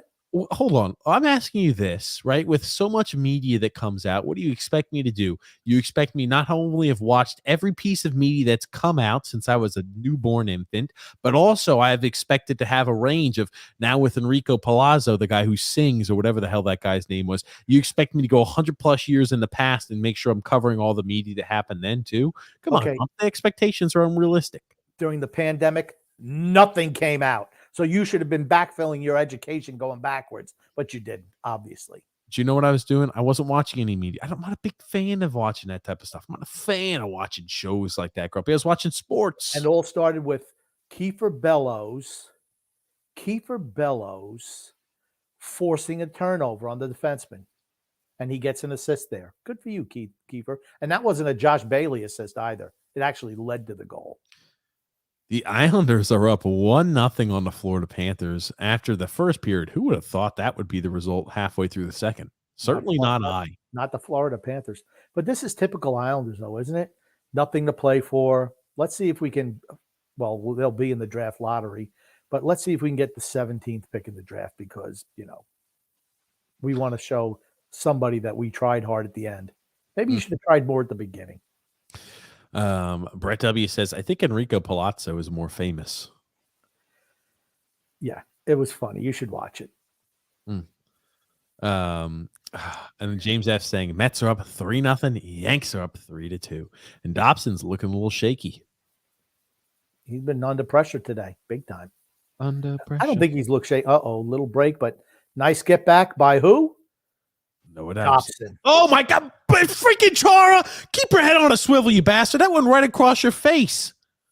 God almighty. It's like he didn't find the man he needed to mark that was streaking through the zone and almost allowed for a 1-on-0 opportunity for a tap and goal. I'm going to tell you one, up and down hockey is not what the Islanders want to be playing. It's not what Big Z needs to be involved in either. Another God. save by Oh my God. Chara just does the stand in front of the net gig. That's all he does. That's what he does. Like I said, that's why Dobson's been a better player this year, because he's had to play without his partner, really. Here's the thing. Remember, we had said how much pressure do we expect Florida to put on once they're down 1-0? Well, here comes the pressure. The Islanders, halfway through the game, just about have 8 shots on net to Florida's 19. Not sustainable to be being outshot, 40-20 every game. Well, I will say that they are up where it counts, 1-0 on the scoreboard. Yeah, I wonder how long that lasts. TJ, you seem sensitive today. Your wife beater. About your wife beater. Yeah, that's it. Very sensitive. John Smith says 4 shots in the first. The offense is in full force. That's right. That's right. How is the Harry Potter movie, grumpy old man? We'll see it with my daughter. She's a huge fan, says Frank. It was okay. It wasn't as good as the Harry Potter films. It was all right. I've seen worse movies than that. Out of 4 stars, I give it 2.5. Brett W says Mick Vakuda was a goon. Vakoda was a goon. Gillies was an enforcer. I always took enforcer to mean the guy who could fight and play. Yeah. Well, here's the thing. Matt Martin can't play, and neither can Chara at this stage of his career, and neither can Ross Johnston. But here's the thing. I think they're interchangeable. I don't mean to say it as, the guy's just a freaking goon. But they're not out there instigating all the time. That's the difference. Here's the thing. They're kind of like, if you come close to even crossing the line, I'm going to do something to try to force and goat you into a fight, I think. I don't think there's anything wrong with it. We've got to be overly physical. We've got to go ahead and enforce ourselves. That was obvious interference by Andy Green on Barkov. They did not get called. I agree. Oh, man. I mean, gosh, it's just like fire engine hockey right now. Yep. We don't skate well enough to be successful. Oh, my God. Look at that opportunity. Man, Sorokin's been great tonight, hasn't he? It's like they're a shark. Look at this. Maybe they're piranhas. They chum the water, and we've got a whole bunch of piranhas that are the Florida Panthers all in our water. Regardless of the score, do you feel that if there was a 7-game playoff between the Islanders and Florida, how many games do you think we'd win? 1, maybe 1. We'd lose the first 2 on the road. We'd lose our first at home. We'd win our second at home, and then we would lose the next game after that. Ross Johnston. You know he's going to come up with that puck. Ross, the boss. Oh, see, that was a cross check by Zdeno Chara. That was a blatant cross check, 2-hand right to the back, no call. Oh my gosh. He gets away with so much shit these days. Oh. All based off of the cachet of being Big Z. Well, the Islanders are up halfway through the second period. Huge save. Look at Big Z not knowing where the fuck his guy is. I swear to God, Big Z. Oh. You feel like he would have more experience knowing that there's a guy streaking down right through his freaking zone, right? Verhaeghe used to be part of our organization. We didn't deem him good enough to keep. Big Meaty Claus says, TJ, how you doing? You nice, cute stud muffin. The favorite person is back. Give me some more. My God, I know this right here. That has got to be Jerry Springer. I know Big Meaty Claus is definitely Jerry Springer. James F. saying, I'm concerned about Garrett Cole's pitching this year and Stanton striking out. Stanton always strikes out, and Garrett Cole has not been the same since they clamped down the spider tack. Danny Mushed Potatoes. What the hell is this? Saying, hey, Dan. Hey, oh my God. Can we talk about the Islanders in bed? Yeah, sure, Danny. And then got here Frank saying, true, grumpy old man.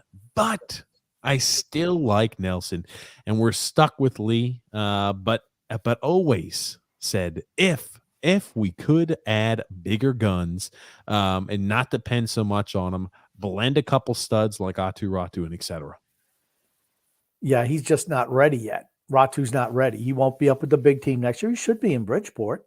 But if you have a choice to come to a team, why would you pick the Islanders? If you're an offensive player, a goal scorer, why would you pick the Islanders? Especially when you read comments from Barry Trotz like, well, he's got to give up some of his instincts to fit into the team concept. Oh, dude, just keep your mouth shut and just say, I benched him because I don't like him. I think that's better than what you did. John Smith saying, man, Florida cycles like nobody's business. We're one and done in the offensive zone. There's a big difference. Everything's a stretch pass, too.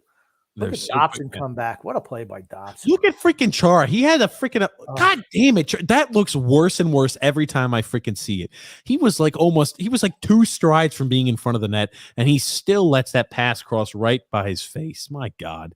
Frank saying here, TJ, not a wife beater. Sorry. I started a squabble. LOL. I don't care. I guess it's like if you call somebody a goon. I guess I got to embrace, don't hate the player, hate the game. Grumpy. Oh, look at that comment, Grumpy. My God, that has got to be, I'm telling you, it's got to be Jerry Springer or Tony Cheese, one of the two. Fluffy Scump. I don't even know what type of name this is, but my God. And then Green and Chara as a defensive pairing. LOL, nice. It usually leads to prolonged offensive zone time for the other team. Yeah. Croc is one of the hottest scorers in the league, according to Toronto media. So Nelson should win the game for the Islanders. Croc is hot, says Wood. He was. He's not anymore. He was hot for about a 10, 12 game stretch, which is what he usually does. Nick M saying, nice tank top, Mr. Guido Circata. What is that? Sarducci. Sorry, I can't pronounce names. That's okay. You don't know who that is either. Saturday night, Don Novello played Father Guido Sarducci on Saturday Night Live. He was like a priest for the younger people. Oh, is that a floppy hat and a mustache and the sunglasses. He was fun. I can't say I've ever watched Saturday. He was talking about going into heaven. You had to have a certain amount of money to get into heaven for all your offenses. It's like, but they were all different. Probably like murder was like $1 million, and masturbation was like 25 cents. But for some people that could really add up. I mean, it's just funny. It was funny back in the day. I was about to say it does sound kind of funny. I don't know. I don't watch any of that type of stuff. Yeah. Can we talk about the wardrobe of Burnett, the Florida Panthers coach? He's got a black button-up shirt on and a black tie and a gray blazer. What a shitty combination, man! Come on. Did he get dressed in the dark this morning? I'm wearing a freaking wife beater, and it looks like he got dressed in the dark. Maybe it's the end of the road trip. He's out of clothes. He's out of ties. He only packed so many ties and so many button-up shirts. They didn't have laundry at the end of the hotels. Maybe the team doesn't do the laundry for him. Yeah. What is saying our zone entries, especially on a power play, are atrocious. Yeah. It's the players. At some point in time, you got to question the players. We got a couple of guys who are being on a power play. Other than that, we don't. My God. I see some of these comments. We're keeping it family friendly. Sorry, guys. I see the comments. No, I'm laughing and they're funny, but man, oh man. I love Aho, Sutton, or Hutton, and Sallow. Green's okay if you want to keep an old guy. Here, okay, there's Ross Johnson talking shit from the bench. I'm telling you, he's a freaking goon. I like Ross, but he's a goon. He's over there trying to stir shit on the bench. Come on. The worst thing that Barry Trotz ever tried to do was turn Ross Johnson into a hockey player. Let him just be a bull in a china closet. That's when he's at his best. Yep, when he's causing mayhem, when he's agitating. There's going to be a penalty on Andy Green there, I think. Yeah, Green. Somebody's getting it. Green or Barzal, I don't know. It was certainly a penalty. You know what it looks like almost when Florida's out there? It almost looks like an all-star game where they just, up and down, up and down, up and down. Oh, yeah, that's definitely a penalty. I'm telling you one thing. Big Z cross-checks more than that and doesn't get called for it. I'm telling you one thing. Was that? He gets away with that stuff, though. I mean, it's a blatant cross-check by Andy Green. Here's the thing. Honestly, I wish they called Big Z on his cross-checks. They're absurd. It kind of pisses me off a bit. He gets away with so much just because of the cachet. I don't know. But here's the thing. Big Z would be in the box permanently if he got called for every cross-checking he committed. True. But Ford. The league was calling a lot more of those cross checks earlier this year. But like most things that they point of emphasis things, by the end of the year, it's kind of passe once again. Next year, maybe they'll do it for 20 or maybe 30 games. The year after that, maybe 50, and then take some. Holy shit, he should have shot immediately. Look at the way they pass the puck, though. I'm telling you, they moved the puck so well. They're so dangerous, and man, just look, they back our box down into a freaking little corner. Are they using their instincts or playing the team concept, you think? I think got to play the team concept. Nice block by Palmieri, and I got to say, by Parise. I do love that camera angle, particularly on the power play. Yep. I love that. I'm able to see everything that's moving and going on. Jeremy Ford said, I agree with you on keeping Aho too, Grumpy. I'd be okay with Aho and Salo with Mayfield for the third pairing. Aho / Salo with Mayfield for the third pairing next year. Happy Tuesday night, fellas. Sorry I was wrong about the Toronto game. I thought we were going to beat Toronto too because they played Ottawa the night before, but it's crazy. Toronto didn't seem to have any dead legs or tired legs when they were playing the back end of a back-at-back like we've had sometimes this year. That's kind of crazy, isn't it? Well, it's funny because Barry made the excuse for our poor play even though we won against Montreal. For the fact we had to play back-to-backs and they didn't have to. I'm like, please stop making excuses.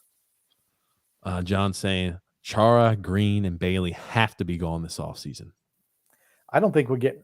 I think that Green won't be back.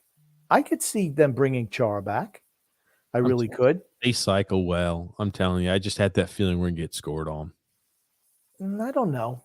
I think right now they've looked dominant on the power play. I think they've had some prime opportunities to shoot, but they're not shooting the. Oh, there you go, Barkov. A hell of a shot. My God. Oh, there it is. Is that tied up? Here it is. My God. Tied at 1. We'll be lucky to go down. We've got 5 minutes and 48 seconds left. We will be lucky to get out of this period with a 1-1 tie. 35 goals for Barkov. Pretty decent shot. I want to see that. Chara commits the cross check in front of the net too. He's not getting called. I know he's not, but he commits so many infractions. Oh, top shelf. That's tough. That deflected. My God. I think it was deflected by Huberdeau. I don't know if it was deflected. I think so. Let's see the replay. I don't think so. No, I don't think so. Wow. My God. Hell of a shot. Cross body, cross ice with guys in front. Nothing Sorokin could do there. Tough. Very tough. I mean, they're just a better team than we are. There's nothing wrong with that. But if you're Lou Lamoriello, and I'm going to say Lou Lamoriello, not Barry Trotz, you have to go up there and say, how can we compete with a team like this? Because right now, we can't. We just can't compete with somebody like this. And just to say, well, in the playoffs, our style is more beneficial. You can't even make the playoffs when you're playing these other teams. You can't beat a playoff caliber team in the regular season. If you miss the playoffs by 20 points, holy shit. If you miss the playoffs by 20 points, that's a serious issue. And don't try to say, oh, no, just because they're early on in the season. No. Look at the record before the All-Star break, and we'll see the record after the All-Star break. You're going to see that they're relatively similar. Career high in points. Look at how many players have career high in points this season. Jesus Christ. Sam Reinhart, Aaron Ekblad, Anthony Duclair with 55 points, Carter Verhaeghe, Sam Bennett. Look at those. The names on and on. 9 guys are career highs. I mean, Florida's a hell of a constructed team. They're extremely talented. And you talk about a team goaltending, right? You could do a lot worse than Bobrovsky and freaking Spencer Knight. That's for certain. I still don't think they're good enough defensively. I just don't. Oh my gosh. Holy shit. Andy Green. Andy freaking Green is right. Oh, Sorokin. He didn't know where that one was. He had it though. He didn't. Nice job with the save. That's one of those that just hit you off the pad. And, again, Sorokin's a bright spot today. Again, I'll say people said, oh, Pelech maybe is the best. Sorokin's been the best player on this team this year. I don't think is even close for a second. Dobson. For me, it's Sorokin and most Dobson. Improved is Dobson, but I mean, Phil's fact says, Adam Pelech is so great. This guy's done. Brock Nelson's done so great. Or maybe Brock Nelson's been the best player this year. No, sorry, it's Sorokin's been the best player on this team. I think it's by a country mile too. And Dobson is second. Dobson's second To me, those are the top 2 players. I think Dobson's most improved, but I'm not sure he's the second best player on the team. Really? Yeah. Okay, he plays by himself out there when he's on defense. Plays by himself. He's out there by himself when he's on the defensive end. He has to cover up for Zdeno Chara. Brett W says, TJ, you're a football guy. O.J. Simpson is in the Naked Gun movies. That's true. I didn't know that. Yes. I totally agree, Frank says here, but I'm worried the Islanders will keep one of the old defensemen, and I'd rather have Green over Chara. But I would love to see them both retire and even, even buy those cheap Islander watches. I don't think Green will be back, but I could see him bringing Chara back. I don't know why. You need to improve your second pairing left-handed defenseman. Like I said, and if you wanted to make it a Jacob Chychrun type, that's great. I don't have a problem with that, but you're going to have to team Chychrun with Pulak and put Dobson with Pelech. And is Barry Trotz willing to do that? You can't have 2 like players out there for both positions. Can't do it. Jeremy Ford saying, to land Chychrun, what would you be willing to package up? Not as much as they're asking. I could promise you that much. They are asking for a whole hell of a lot. They're interviewing another old guy here. Jan Ruga, Islanders season ticket holder. I know that Ralph has not bought an Islander jersey probably ever. And Jan here. I am not a big fan of that. That was like one of the shittiest jerseys we had in my opinion. I don't mind it, honestly. I don't mind it's it. Like the spring camp. It's like the camp jersey. I like the orange. I like the orange.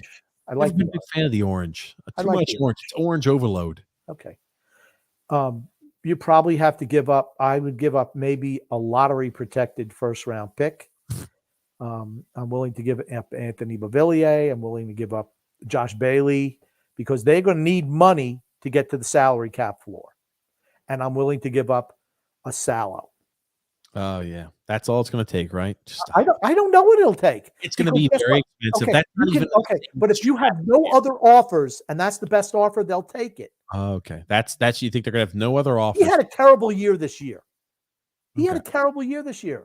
I mean, that's why there wasn't the market for him at the deadline. Defensemen that can score always have a market. Doesn't matter what they do on defense. I think Erik Karlsson is one of the worst defensive defensemen in the league, but he puts points up on the board. Okay. Despite being hideous on defense, he gets a big market because of that. When did this kid put up 85 points in the season? The answer is never. This kid put up 50 points in the season. Okay, that's not 85. That's not 88 or how many Karlsson had. I mean, there's a difference. It was 82, I think. Okay, but here's the thing. He got traded after the hamstring injury as well. Karlsson hasn't been the same player since the Achilles injury. He hasn't. I'm just saying Erik Karlsson in his prime was way better than Jacob Chychrun. Not even close. They both suck on defense. That's what I'm getting at, right? They're both offensive defensemen whose defense is not the strong point of their game. They're both similar style players. True, but the one guy was a point of game scorer. And look at what the price was for a guy like Erik Karlsson. Yeah, what was it? A couple of ones? I don't know what it was. Honestly. I had to go back to that. Yeah, I'm sure. I mean, here's the thing. You can ask for whatever you want, but if no one's offering you that, you're going to take the next best offer. They got back in return Francis Perron. They got Erik Karlsson and Francis Perron for Chris Tierney, Rudolph Balcers, Dylan DeMello, former first-round pick, or former Sharks draft pick Josh Norris, as well as a 2020 unprotected first-round pick. So not much. And that was when he was making that huge contract, and they had the issues with the money. They didn't have to give up that much. I'm just saying they might want to trade him, and if they have to, they're going to have to take maybe something less than what they want. I mean, you can say what you want. That doesn't mean you're going to get it. How does that pick work out? I'll tell you what. They're not. Florida's not real good defensively. They're just not. Ugh, we're just terrible offensively. Nice pass there, Big Z. Oh, holy shit! They're always looking to somehow break out. Ooh, nice job with the stick work there on Big Z, deflecting that pass. Oh, here we go. Oh, man. Was he not a little bit hooked on the way in, or am I crazy thinking that? Maybe a little interference there. They got El Averagino out there. Averagino. whatever his name is. Averagino. Mhm. Oh man. But it's going to cost a lot. What would I package? Not what they're asking for, and not what they're going to get. Okay. Here's the thing, too. Eric Carlson was older. He was traded. How old was Eric Carlson when he was traded? He was. I don't know. It doesn't matter. It doesn't matter. So, what would you be willing to give up? What would you be willing to give up? I'm giving them 2 young players, salary cap money that they need, and a team leader, a guy who's going to play on probably your first line, and a first-round draft pick. Anders going to the box. Pellick. My God, Pellick going to the box. Jesus. So you wouldn't do that if you offered Salo, who you can easily give up at that point in time because you're bringing Chikrin in. Salo as a young defenseman who's going to play top 4 minutes for you. Anthony Beauvillier, probably a top line player. Josh Bailey, who's probably going to be, even if he's a second liner, but a team leader and helps you with the salary cap, and a first round pick. You're going to say no? Okay. Matt Good luck finding something else. also going to the box. Wow. Okay, that's interesting. I wonder what the call is. I don't know. But I would do that deal. And that's something, if I'm the Islanders, I'm willing to offer. What's the penalty? Oh my God. Holy shit. Are you kidding me? Oh, because he got bounced in with that's a horseshit penalty. I was about to say, dude, that's one of those inadvertent ones. Come on. He got hit that made his arm go back and drove the stick back. I mean, that's not that's a bad. I'm sorry. You got to let that one go, ref. I'm sorry. Jesus Christ. You know, I'm not a big believer in getting on the refs too much, but that's not one that he could have had any control over. He got run into by somebody. And here we go, right? Let's see if Florida is able to take a lead, a 2-1 lead going into intermission, going into the second intermission. God, we can't get out of the zone. My God. Comes back to the shooting gallery. Do you see the speed with which they move the puck? That's just not us. Who would you rather have, Sorokin or Bobrovsky? Sorokin. Yeah, of course. I think Sorokin's way better. I mean, at this stage in his career, Sorokin's on a more manageable deal. Bobrovsky's deal is freaking astronomical. It's terrible. That's got to be offsides. Do you remember when we were trying to sign Bobrovsky and it was like, oh look, there's Simmons. That much. Matt Simmons? Oh, it's Duclair. Get the hell out of here. Hey, I see last name says Duclair. It doesn't say Simmons. In your defense, though, I didn't think it was. I thought it was 18 was the number, and it looked like Simmons on the back of the jersey. In your defense, nice shot. It was a nice, tricky shot. I can't believe the blue whistle, but nice, tricky shot. I think he was offsides. Okay. All I'll say is this. I'm sorry. Chikrin has never scored 50 or more points. He did have 41 points last year. Chikrin's also only 23 years old. Okay, I got it. Or he's 24. I'm sorry. Okay, I got it. He's a young defenseman who can put up some points on a bad team. I don't know how he would even fit here. I don't think he does.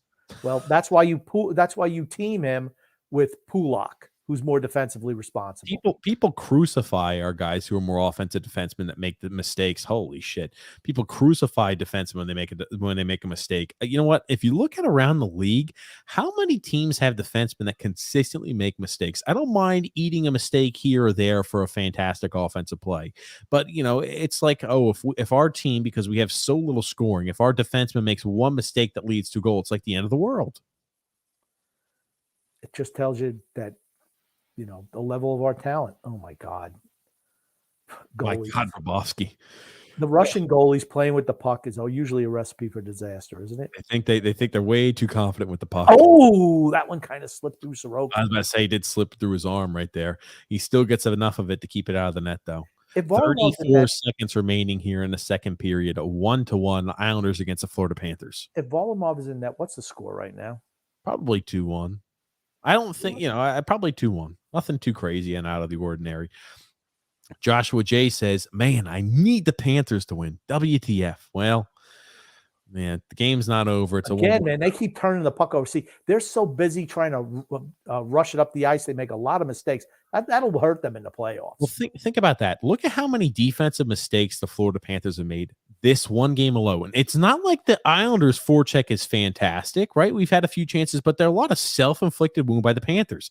And to think that, a guy like Aho makes, he'll have 2 games in a row where he'll make a big mistake that could lead to a goal or a scoring opportunity, and they'll go 3 or 4 games where he's kind of quiet on the defensive mistake side. I'm like, look at how many mistakes Florida makes game in and game out their defensive side of the puck. But they're so talented offensively Yep.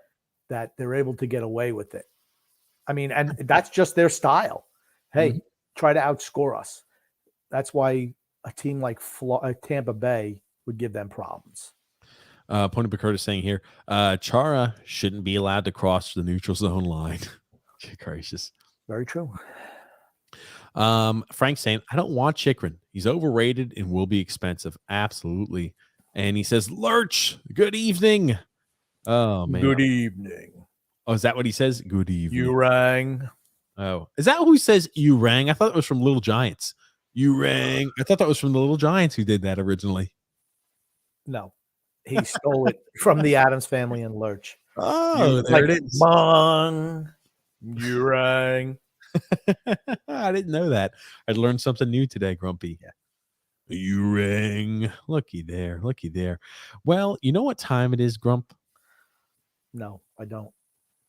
It's time for the ad read. Do you know who sponsors this podcast, Grump? I do. Why don't you tell everyone else? Who sponsors the podcast, Grumpy? Why don't you tell us? I'm trying to pull up the freaking ad. I want you to give me 3 seconds. It's right there. It's called DraftKings. Oh, thank promo you, code THPN. Yes.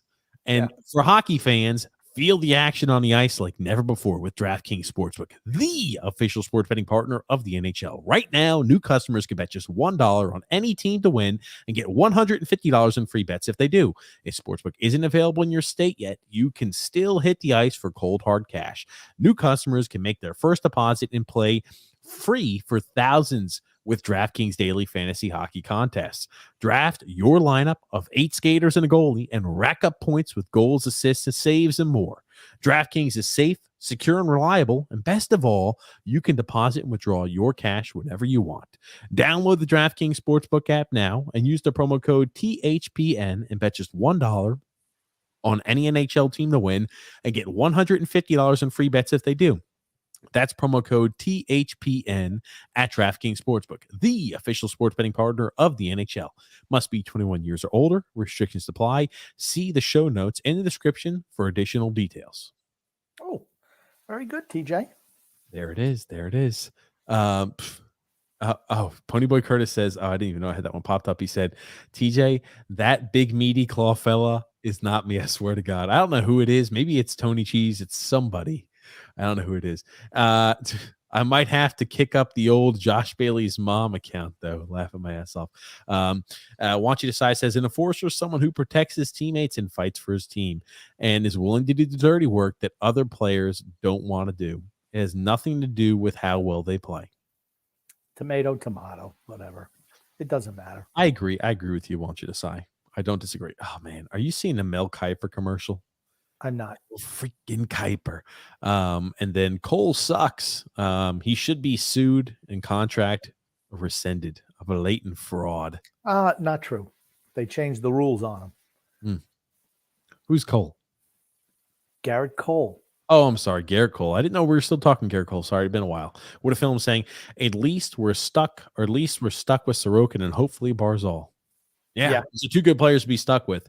I mean, seriously, the Islanders really need to reassess, okay, because I've been telling people for the last year and a half, it's not sustainable. It's time to move on from these guys. You need to find out who can be your core going forward. Guys who are in their 30s, they're not part of the core.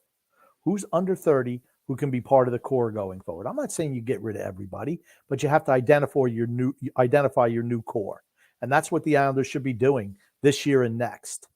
Do you really think the Islanders are going to make like a 25-point improvement next year? Absolutely, Grumpy, don't you? I think it's more difficult than you think. And, that's my concern. It's like, do you want to go through another year like this? Then you wind up getting a new GM and a new coach, and then you go into full rebuild. If you're a little bit smarter, you kind of could have gradually started doing it like I was saying the last 2 years, gradually move away from some of the older players. They chose not to do that. And, that's when you got to start over from scratch. And then is Barzal going to want to re-sign if you see that all of a sudden we're a shell of the team that we used to be? You said TJ, you've said before you don't think he'd want to be part of a rebuild. Well, let's say they tank next year worse than this year. Then you are in a rebuild where you could have done it incrementally, and they chose not to do that. That's my concern. And this Andrew Burnett guy has pretty nice eyes, like Frank Sinatra, and likes chewing gum. And then I really like Bellows and Wallstrom is coming along. That's our team. LOL. Well, not according to Barry Trotz. He does not like what Wallstrom's been doing, that he needs to ignore what his instincts say and just fit into the team concept.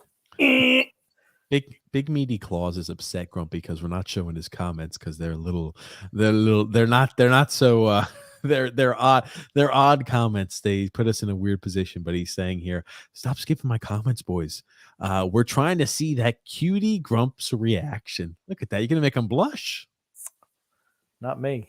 I feel very pale today. Oh, really? Yeah. I feel very tan today. You're not. And that's Burnett. That's the coach there, James. And Guido Sarducci is famous when Saturday Night Live was good decades ago. True. He was part of, I don't think he was there the first year, but he was there like maybe years 2 through 5 or something like that. When the original cast was there. He was. My boy Curtis says, oh shit, remember when he pontificated how Grumpy was an aspiring singer? He takes it really seriously. Grump, sing some Frankie Valli. It's so good to be true. No, isn't that what? Isn't that where it's like Sherry? Isn't he? Yeah, that's another song that he sings. Yeah. Yeah, that's the big one. Sherry, babe. I can't do the falsetto. Don't you cry, yeah, right? That's that song. They don't cry. No. Girls. They don't cry. I used to be able to sing falsetto when I was younger. I cannot do it anymore. Oh, grumpy. And Frankie Valli, yeah, he was with part of the Four Seasons. Those were all songs, all different songs they had. I got a CD of the greatest hits of Frankie Valli and the Four Seasons. Man, they were really popular in the early 60s. Andrew here saying, or Frank saying, the Panthers coach, Andrew Burnett, is an interim coach from October. Can you believe that shit? I'd feel better about Florida's chances of winning a cup if Quenneville was the coach. Quenneville's a much better coach than Andrew Burnett, that's for certain. Tom Cox says, do you foresee a front office change for this organization? If so, when? I do foresee a front office change a year from now. What they should be doing, Tom, is hiring an assistant general manager right now, this offseason, from a team like Florida, Carolina, Colorado, teams that are in lockstep with how the league is going, how the game is being played now. We're a retro style team. It can only get you so far. If you bring somebody like that as an interim or as an assistant GM, you kind of transition away from Lou Lamoriello, who's in his 80s right now. It's the same thing Toronto did, but they did that years before we did. With Kyle Dumas, right? Or Dubas. That's exactly what we should be doing. And this way, it's a smooth transition as opposed to we tank next year and now we have to do a rebuild. What I don't want to see is Fredo Lamoriello as an assistant GM with this team. That's the only thing I don't want to see. Gotcha. But it'll be next year. You're gonna next off season is when you'll see any possible changes. It won't be this year. I hope they start with Bridgeport Islanders and Fredo, as the grumpy old man calls them. I hate Fredo. Both the Mets and Bailey have a no-hitter going. Ooh, Max Scherzer. Max Scherzer pitching tonight. Is Joe Thornton still injured? I thought he'd recovered by now. And you think Char is going to be back at 46? I'll kill myself. I think it's possible they bring him back. I mean, nice. Why wouldn't I thought originally bringing him here was a huge freaking mistake? And hey, well, no, it's really helped Dobson progress. It's all about Dobson. It just brings me back to why he wasn't moved at the deadline, where they said, well, we made a promise when we signed him. I don't care what your promise was. Your promise should not be to a 45-year-old player. It's to the organization as a whole. That's what you should be thinking of. You shouldn't be thinking about, oh, well, I promised Andy Green he would move. I'm asking guys if they want to be moved. Zach Parise, he wants to be here, so we're not going to move him. Or Cal Clutterbuck. You could have moved those guys. They're on expiring deals.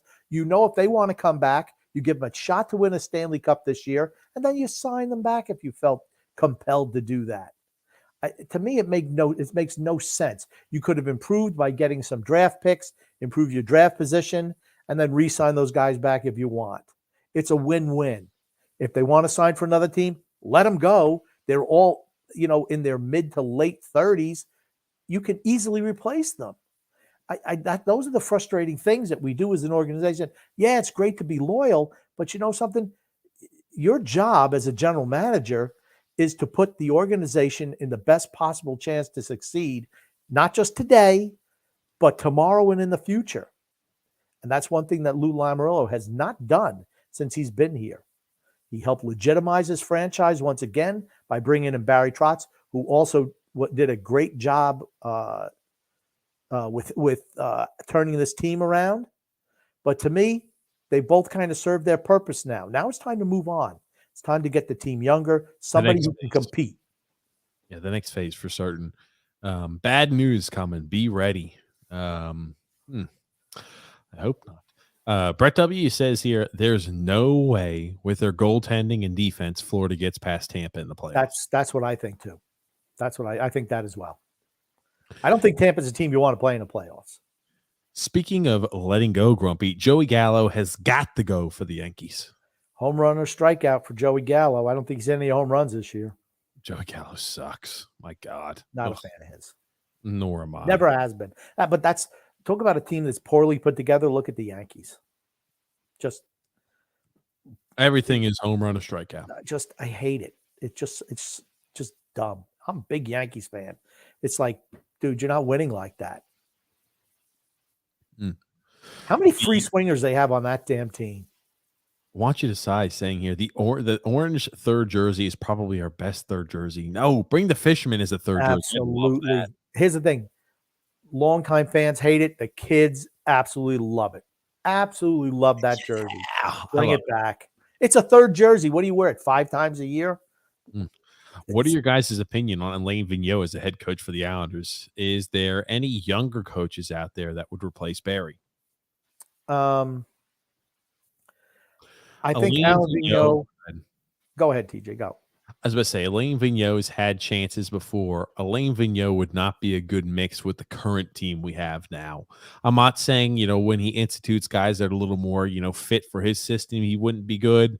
But the best where he peaked was in Vancouver. I think it'd be really tough to replicate that. You saw him try to do those items in Philadelphia, and how many trades did they make and movements did they make for his, to establish a team via his style this offseason, and it didn't work out. Given they didn't really ever had the goalie in Vancouver, right? They had 2 fantastic ones in Roberto Luongo and Corey Schneider, 2 really good goalies. So the Islanders have that, but there's so many pieces that don't fit his style and system. They were Vancouver. He was really good with the Rangers too. Led them to a Stanley Cup final. Yeah. He's a lot like Barry Trotz, and by that I mean I don't think he's a great coach. He's really good, and you're going to be competitive every year. But he certainly has a style that's more conducive to how the NHL is played today. He certainly believes in offense. And Vancouver in 2011 was the best player in the league. The thing that did them in was the injuries to their defense in the Stanley Cup Finals. That's what did them in. Yeah, they were the best team in the league for certain. John Smith says, is Lou capable of making the changes necessary to make them a better team? I'm very, very skeptical.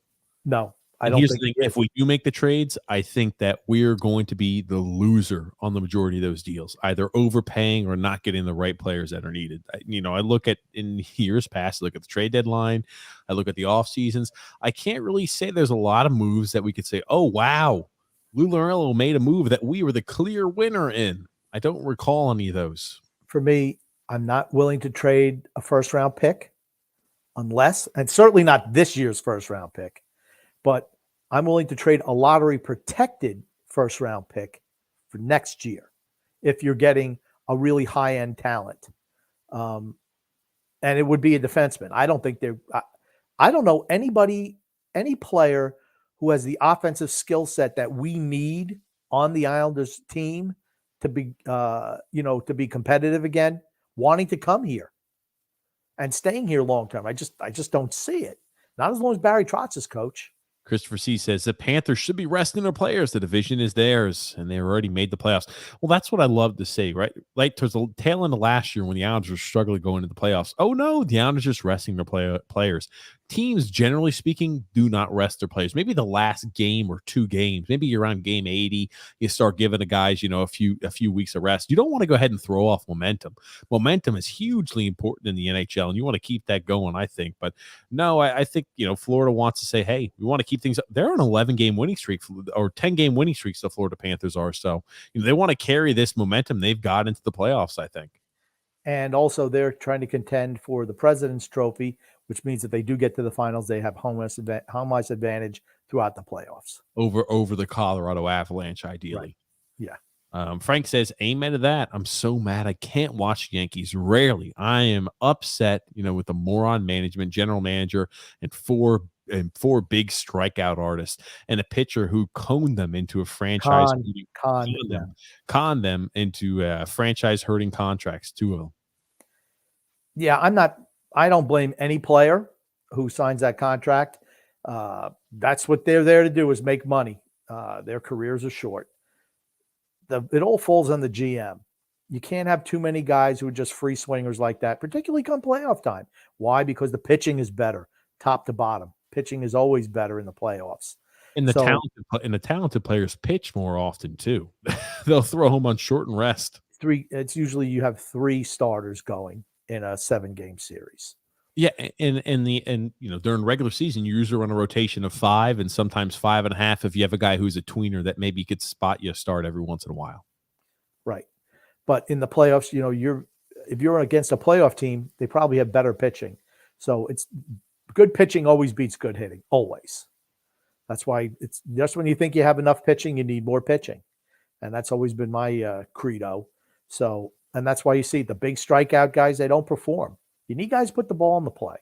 I know the analytics geeks don't believe in it, but I'm going to tell you what, that's the way you win. It really is. Nick D said, I like the safe sex scene was Leslie Nielsen and Priscilla Presley and the body condom, LOL. I think that was Naked Gun 2.5. Yeah, I don't know which one it was, but yes, it was funny. Mark A says, bossy. Ponyboy Curtis says, where is Michael Del Cole? Was in the A all year on loan. Yeah, he was with Bridgeport Islanders this year. Again, another young guy who they didn't feel worthy to bring. And I'm not saying that Michael Del Cole is the answer to anything, but don't you want to see if he can give you more than a Matt Martin or, any other, the plethora of the geezers that we roll out there every night? We're just a team that, if I just look at this roster and the contract situations, I'm like, man, we're not going anywhere for a long term. And they keep on signing the old guys to long-term extensions. It's just dumb, in my opinion, just really dumb.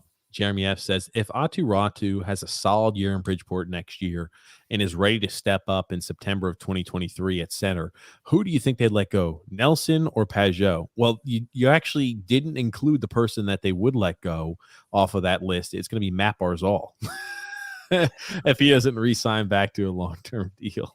Very possible. Getting ready. Yeah.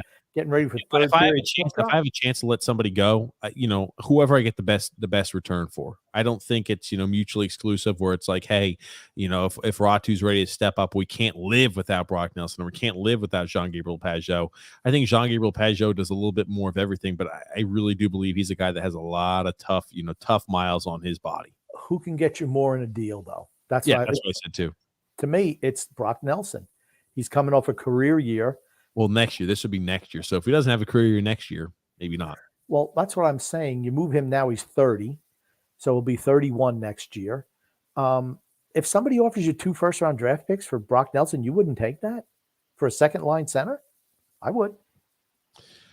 Not bad. Like I said, it'd have to be a blow-you-away offer. I mean, let's be honest. But, I mean, if somebody offers you – I'm not giving away for, a second-round pick and a bag of pucks.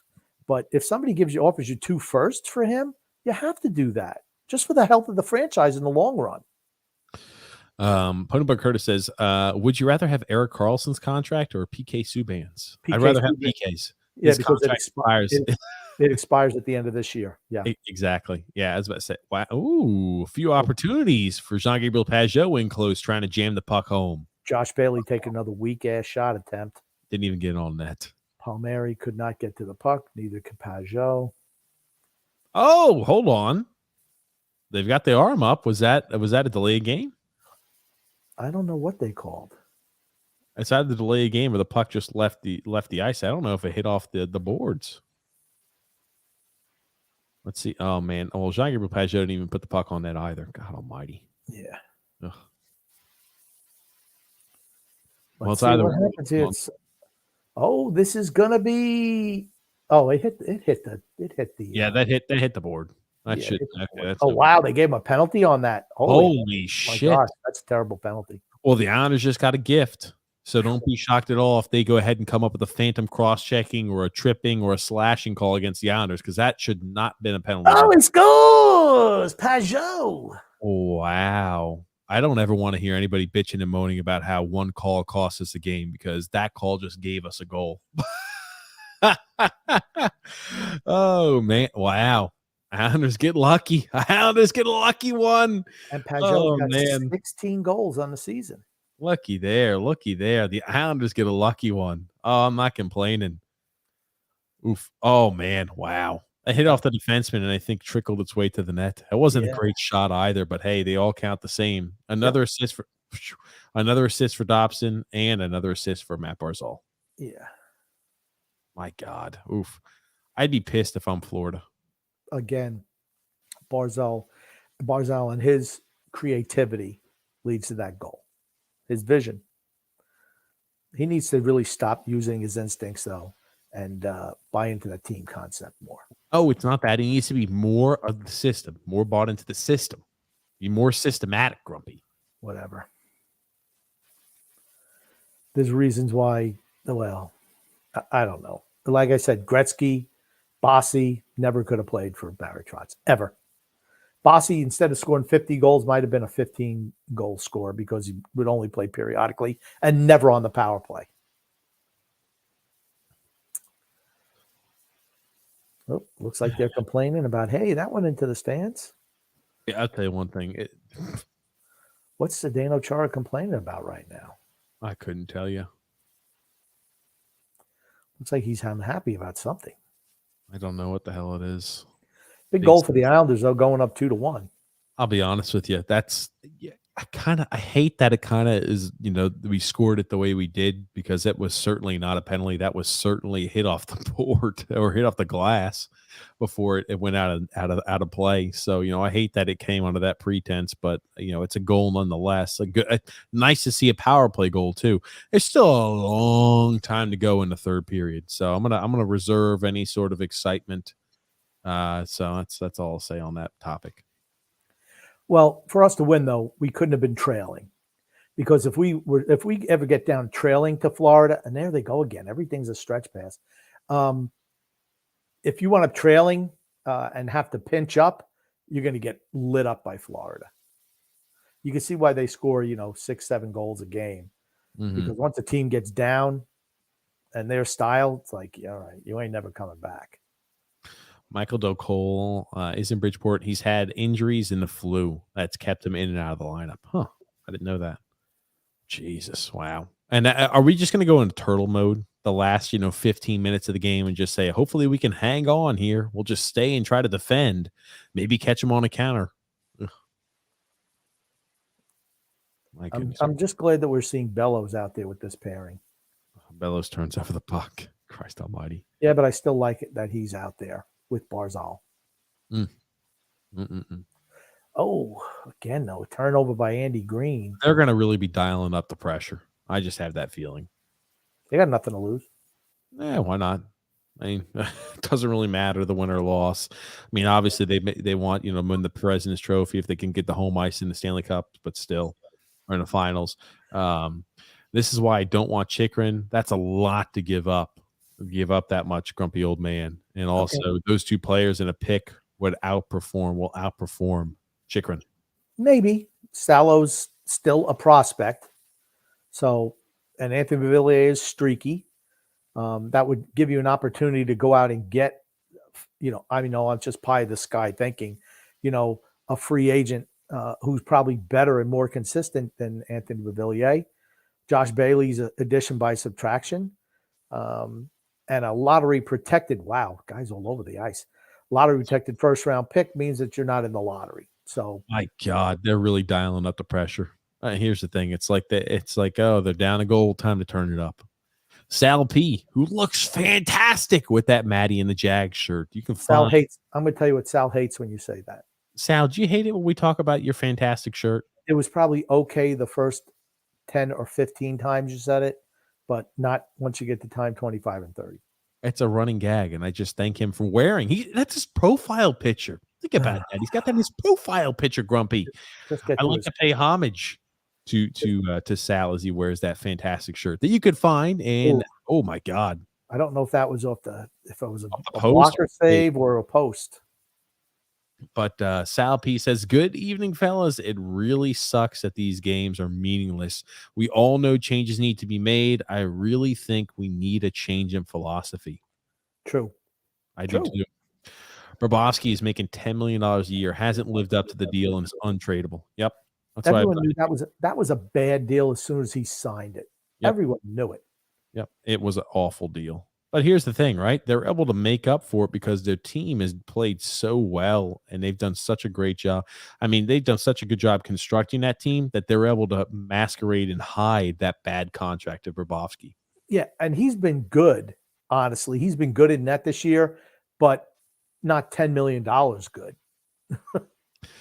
James F. saying, TJ, I love when you make that sound when the opposite team is trying to score or Chara makes a stupid play. I don't even know what noise it is, but I'm sure I do it all the time. And with Chara out there on the ice, it probably happens a bit. James is saying here, which way do we not want Chara to cross the neutral zone line? He's not overly helpful in our end. Doesn't do much in their end either. Oh my God. I'll tell you what, Sorokin is really good. How many shots do you think Sorokin's going to face in the third period? Maybe like 20? I think probably 20. I was about to say they had 29 shots. And do we ice the puck? Yeah, sure enough, we do. They had 29 shots the first two periods. I think if they really dial it up, which I think they are, maybe he might face 49 shots tonight. He's cool, calm, and collected back there. All right, now here's the thing. They need to do a better job, and I know it's not going to change with the 9 and the 22 on the sweaters. It's like, come on, put them in another spot. I don't even care if you get rid of the A on the shirt. But, I mean, look at how you have the 9 and the 22 underneath on an angle. Ooh, looked like that hit the post. I'm telling you, Florida's going to start dialing it up, and they already are. We're going to be sitting just nervously, just sweating out the rest of this game, guys. I've got clammy hands over here, like the cold clammy hands, where it's like, holy crap. Anything could go wrong. Just a little, kind of in the skates that pass by the Panthers. We're doing a nice job keeping them to the outside, though. Yeah, they're just, holy shit, bad pass. I was about to say, I think they're just trying to stay on the ice as long as they can to go ahead and hem these skaters who have been out there for long shifts in their zone. Please, Dobson, don't turn the puck over. It's just dump it out of the zone. I don't think you can do that for 14, 15 minutes, though. No, and we're able to clear. Right now, 13 minutes and 55 seconds remaining left in game. Wow. Bad pass there. A little behind. Yeah. Oh, my God, Bailey. My God, and Bailey freaking leads to the turnover. Okay. All I know is Bailey's not winning a board battle. Well, here he goes. He just won one. Holy shit, Grumpy. Yeah. Oh. Look at the opportunity. Pajot got knocked on his keister there. Yeah. Nice job hustling back by Pajot, though. I mean, Paulo C. Yes, Grump. We got a few comments to run through. Yeah, Char just can't get back. He sucks. I don't know what else to say. 45-year-old Big Z can't do it. Paulo C says here, I just can't stand when Barzal is in a good scoring position and doesn't shoot and passes it off. We talk about Bailey, but Barzal gets me more sick to the stomach because I know he's got a good snapshot. Yeah. I don't know. I'm not ripping on Barzal. He's a guy who's a pass first by nature. You know, oh, Jesus Christ. Man, I tell you, they're going to get a lot of opportunities. Isles44 says, Parise with 15 goals. Didn't Grump say hell would freeze over if that were to happen? That's what Phil said, 15 to 20. I'm like, no freaking way. I said 10 to 15, so I'm hopefully right. He got hot, like I said, after or just before the trade deadline is when he got hot. That's when he got hot. As soon as he wasn't moved, he's like, oh, okay, I guess I'm going to be here. And then he signs another contract, and all of a sudden, he's playing better. I just, like I said, anybody who starts producing when season's over, I don't put too much into it. Yeah, Paulo, I think he plays the puck too much at a crucial moment. Shoot the puck, Barzal. Wake up. Barzal can shoot more. He had his great shot, and I've said it a billion times. Barzal needs to play more like Braden Point on Tampa. Yeah. Okay, Braden Point's playing with a lot of really good players. There's a difference. Braden Point's good, but he's a left wing, first of all. I think he plays left wing for them. Maybe they may put him at center periodically, but he's playing with way better players, and it helps. It really does. TJ, can you put the video of the pop-up in the first inning? Check out the Tigers infielders. They never called it. And I got, that the pitcher just stuck his glove out there and almost caught it and dropped it between two runs. Okay. I'll try to look for it. I don't understand why somebody doesn't take charge in the infield. Did they even teach that anymore? I don't know. Maybe not. Maybe they don't teach the fundamentals all that well, Grumpy. Let me see. Shortstop, second baseman got to make that play. I don't know where it fell, but if it's on the left side, it's second base. If it's on the right side, it's shortstop. Oops, here it is. I don't know what's worse. Are you talking about the one where he just kind of threw the ball away? I don't even know what you're talking about. There's a whole bunch of errors I think that the Lions are committing. And yeah, the Tigers. I saw Detroit. I'm just thinking football. Yeah, the grumpy old man can sing. Mario is saying here, Father Guido Sarducci is also in Married with Children when Buck died. That's right. I want to see Anson Carter arm wrestle Butch Goring. I think Anson would win that. He's like 30 years younger. I'm glad the Islanders signed Ted Nugent this season, says Phil Clogger. I didn't realize they did. And then, I've got that feeling that Char will be back. Yes, he helps out young guys, so make him a coach. Yeah, I have no problem making him a coach. I think he still wants to play. Let him go somewhere else. Boston knew he couldn't play anymore. Washington knew he couldn't play anymore. Islander fans know he can't play anymore. So I don't know about Islander management. Don't give in the false temptations. Yeah, it's 2-1 now, Islander fans. But rest assured, we're getting out. You're getting outshot 30-15 at the moment. Yeah, I tell you. And then Tom Cox says, it seems to be this year more than ever, Barzal has looked to pass before looking to score. Do you think that the Trot system or a lack of confidence from constant variations of lines? I think that he's frustrated with the Barry Trotz system. And I remember earlier this year that he said that, Barzal has finally, bought into the system all the way. Well, that means he's not happy. I remember that interview where he's like, well, he's doing everything we need him to do now. And well, that's why he's not scoring anymore, because he's playing like a third liner. Every once in a while, you'll see flashes of individual brilliance, but not too much. I just think he wants to leave. If Trotz is here, here's the thing. What I hope happens is, because he gets a bad rap and all these freaking Islander fans don't understand how talented and brilliant he is. If he does leave, I hope he lights the freaking scoreboard up and wins medals, just to show you how much of this he's a cancer. Barry Trotz is a cancer to offensive productivity, a freaking cancer. Awful. Okay. Can I just say, if Barry Trotz played for Florida, he'd be a 120-point scorer on the year. Oh, you mean Matt Barzal? If he played for the Panthers, he'd score 120 points. You mean Matt Barzal, right? Not Barry Trotz. Barzal, yeah. Gotcha. He would, no doubt about it. My gosh. Ponyberg Curtis says, oh my God. Alain Vigneault is the coach. I would die. Keep Barry over that hack. The games would be more fun to watch. That much I guarantee you. I was like I said, I don't think that Alain Vigneault is a Hall of Fame coach, but he reminds me a lot of Barry Trotz. He's good enough to get you so far, and he's a good regular season coach. But there's only so many who are really great playoff coaches. Ooh. Oh man! Penalty. On My Parise. God, Parise! Jesus Christ! Just sticks that stick in. A good job by Bellows forcing it Yep. and getting the penalty called immediately to prevent the 6-on-5 at the pole You don't goal. want them going off to the races. No. Want You to Sigh says, I was talking about our third jerseys that we've had. The Fisherman jersey was a regular jersey. Geez, come on, guys. That should be our third jersey, though. That's my point. What are third jerseys for? They're there to generate income. That's why they're there. It's the only reason they put them out there is to drum up jersey sales. How the hell can you win games when your best offensive player doesn't shoot the freaking puck? You have to play the game for what you have, and we don't have a Bossy to shoot the puck. We do have an Oliver Wahlstrom, and he can't even get in the lineup. Yeah. Well, he doesn't play any power play time, and talking about a young guy, how he needs confidence. Wouldn't it be good maybe to get some power play points under his belt? Oh, remember, that's what people, oh man, all he has is power play points. He doesn't score 5-on-5. Yeah, we don't score on the power play. We're not a very good power play team.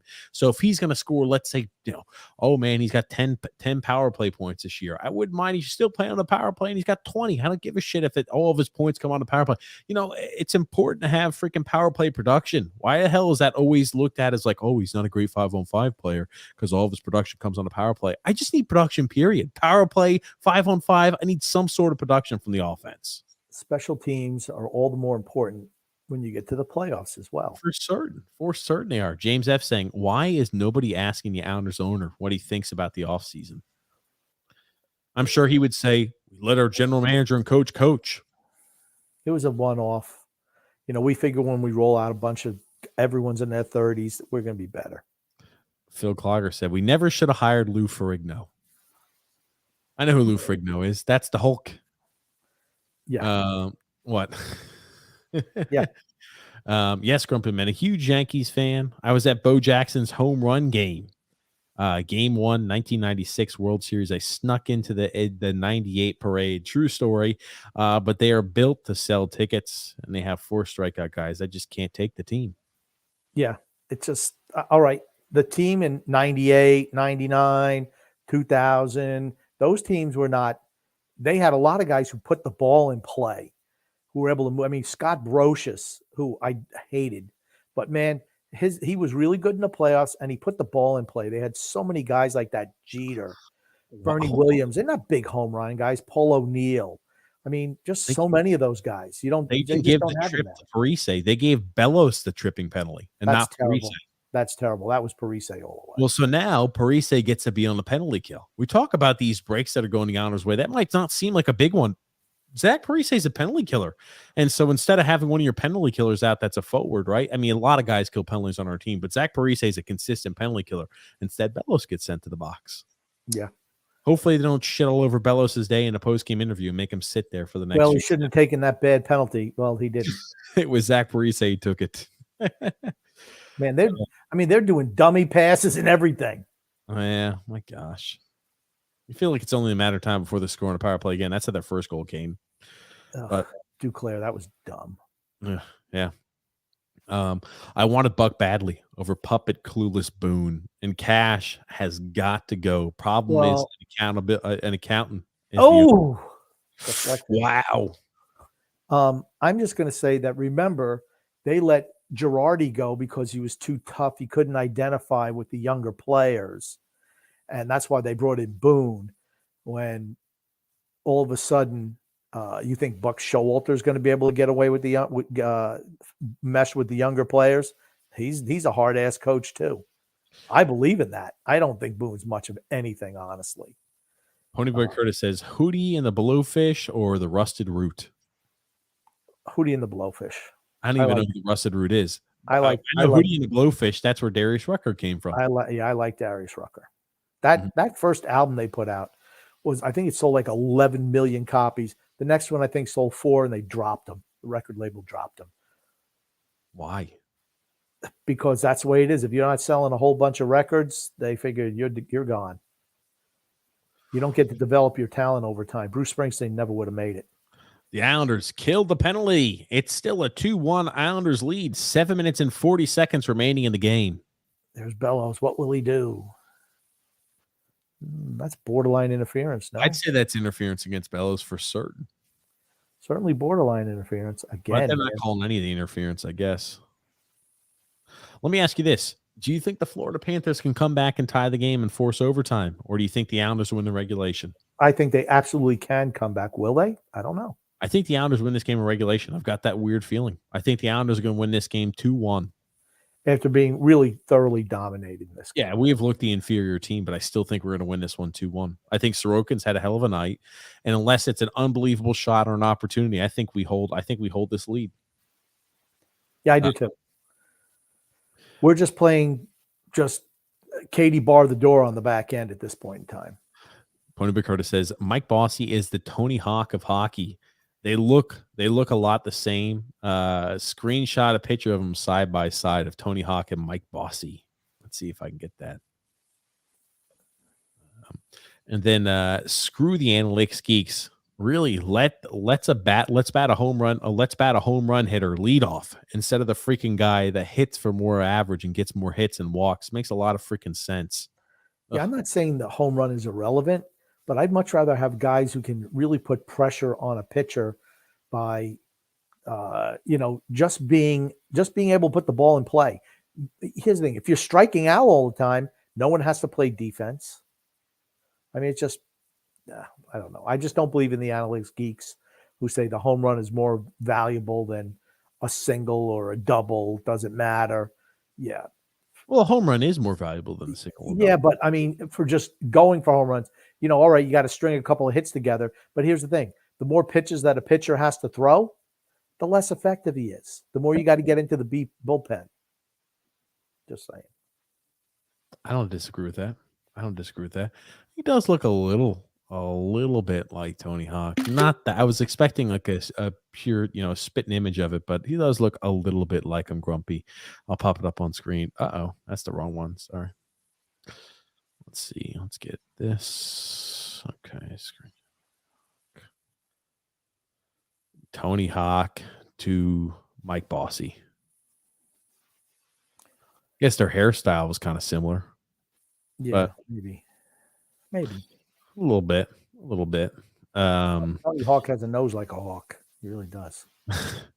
And then Frank saying, I'm torn. I'd love to win for Bossy, but I don't want to help out the Rangers. Yeah, that's true. And Butchie, it doesn't matter. Praises them all nights. Or praises them all nights. My God. Yeah, I know. He goose steps to the company line. He does. I don't blame Butch. He's in his 70s now. Glad to see him back. I was like, man, what's wrong with Butch? Why is he not here?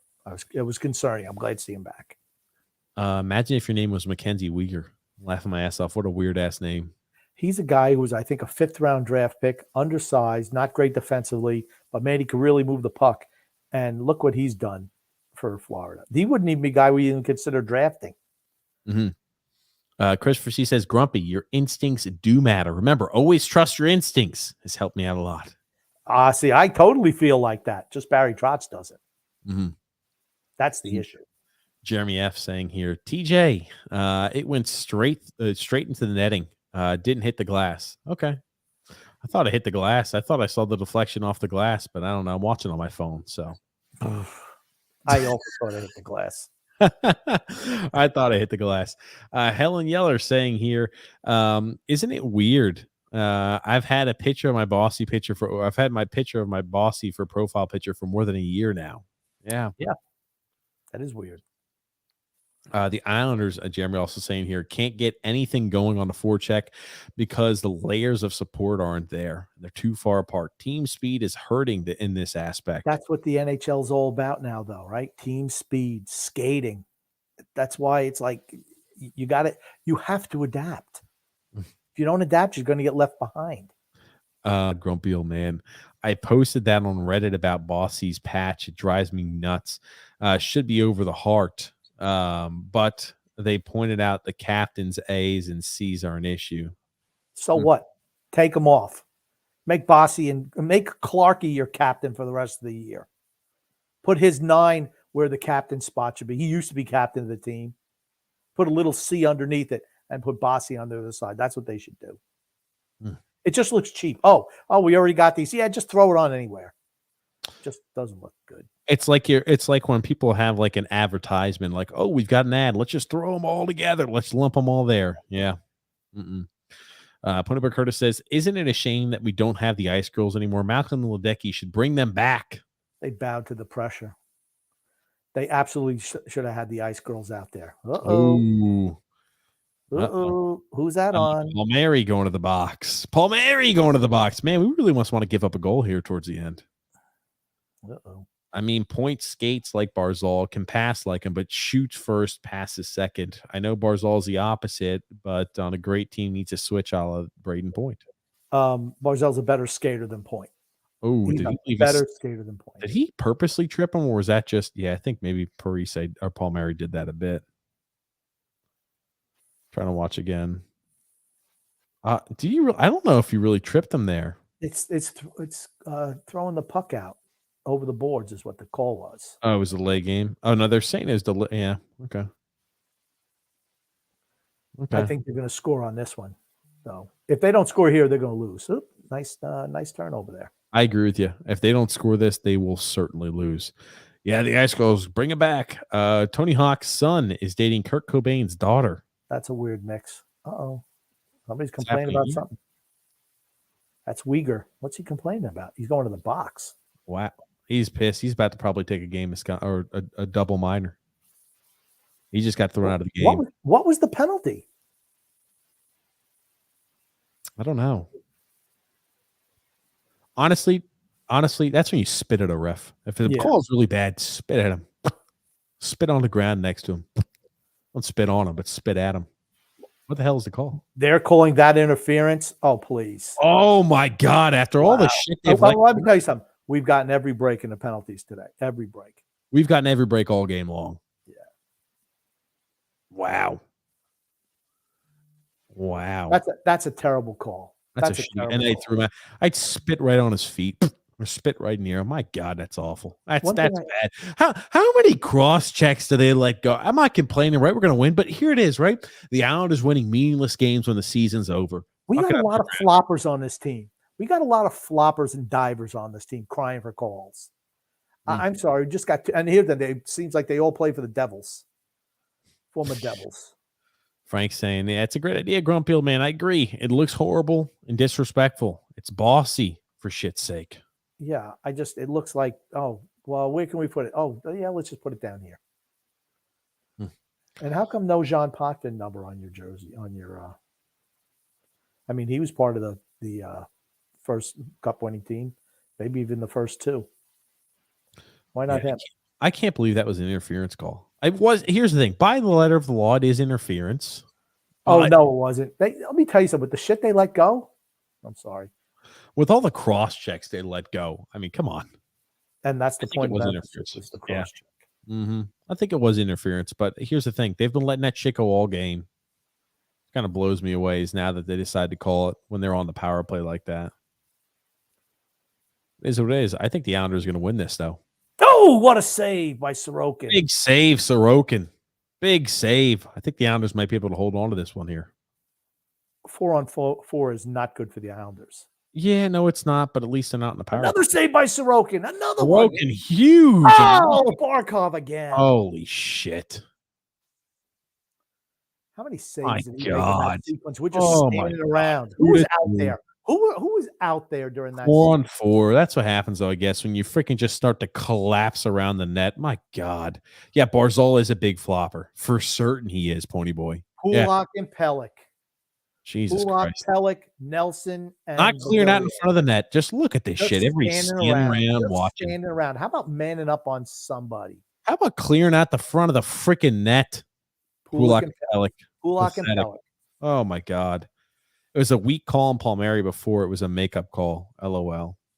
Yeah. Okay. Well, I mean, they tied it up, I guess.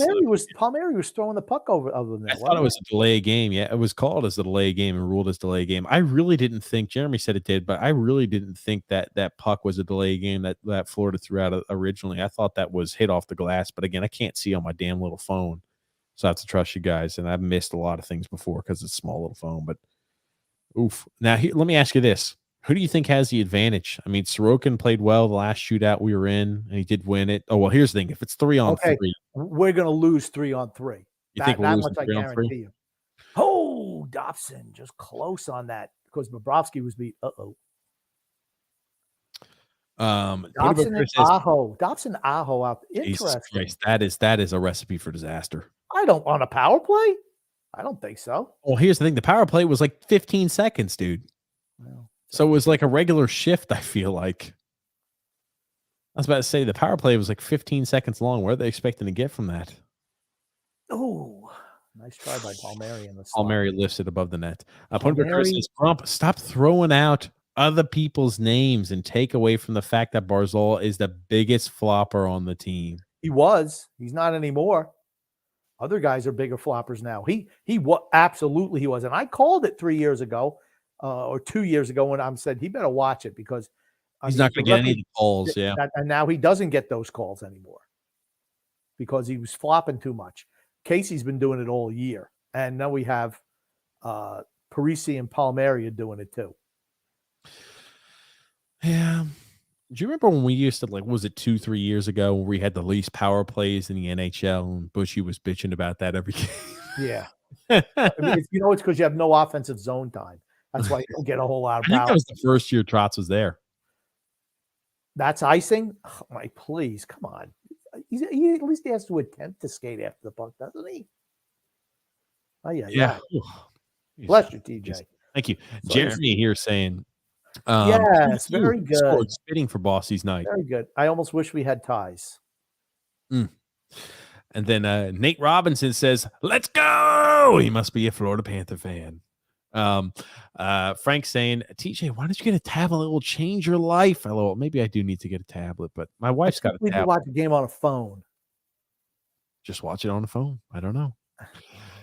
Again, the league is full of floppers nowadays. Yeah, they are. Absolutely. Well, until you start penalizing them for taking dives, they're going to continue to do it. They're never going to do that, though.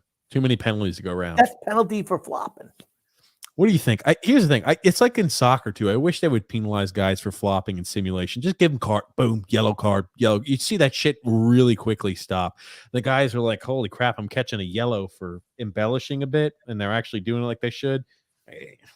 Yeah. But I mean, again, if you called everything the letter of the law, right? Big Z would be in the box. Oh man, look at Barzal just made Pellick look silly out there. You mean you say Barkov was making Pellick look silly out there? Okay, I was very confused. I was like, maybe we're watching different things. Nice turnover, Bailey. Piece of shit. Leads directly to a shot. I go, well, just you don't throw and it's just everything's so weak with Bailey. Weak would be the definition I would use him. Just weak. John M saying here, Grump, you look great in that Auburn t-shirt the other night. I certainly did. I said, Auburn, that's a great shirt. Thank you, John. Boom. Look at that. And the refs started making calls on Barzal to pay him back for those flops. Yeah. I tell you, Nate Robbins says a 6-leg parlay with the Panthers winning the last leg. You guys need a super chat option. It's cool what you guys are doing. Well, I appreciate that, Nate. We also do just a general sports podcast too. That is in the link in the description below and on a featured page on our YouTube channel. I think Thursdays and Sundays. I think his parlay is going to pay off. I honestly do. I was about to say the 3-on-3 is definitely tailor-made to the Florida Panthers. The Islanders are holy shit. Dobson, bad turnover. My God, Dobson, a bad turnover is right.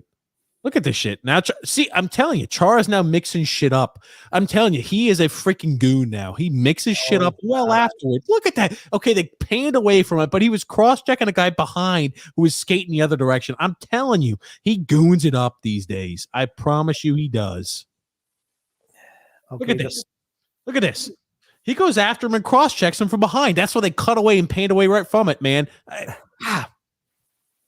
I'm not complaining, right? He's doing it for us, but still. What, Grumpy?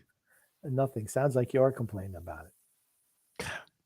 I got to I don't defend our like how players. Chara has been for years and years. I always hated how no matter what, nobody could ever beat up Big Z. He's just a huge force out there. Now he plays for us. I'm just like those years. I always thought that hit that he had against that guy on Montreal was a dirty one where he rode him in the boards and I think concussed that guy from Montreal. I've always thought that he was a little bit of a dirty player sometimes too. He's huge.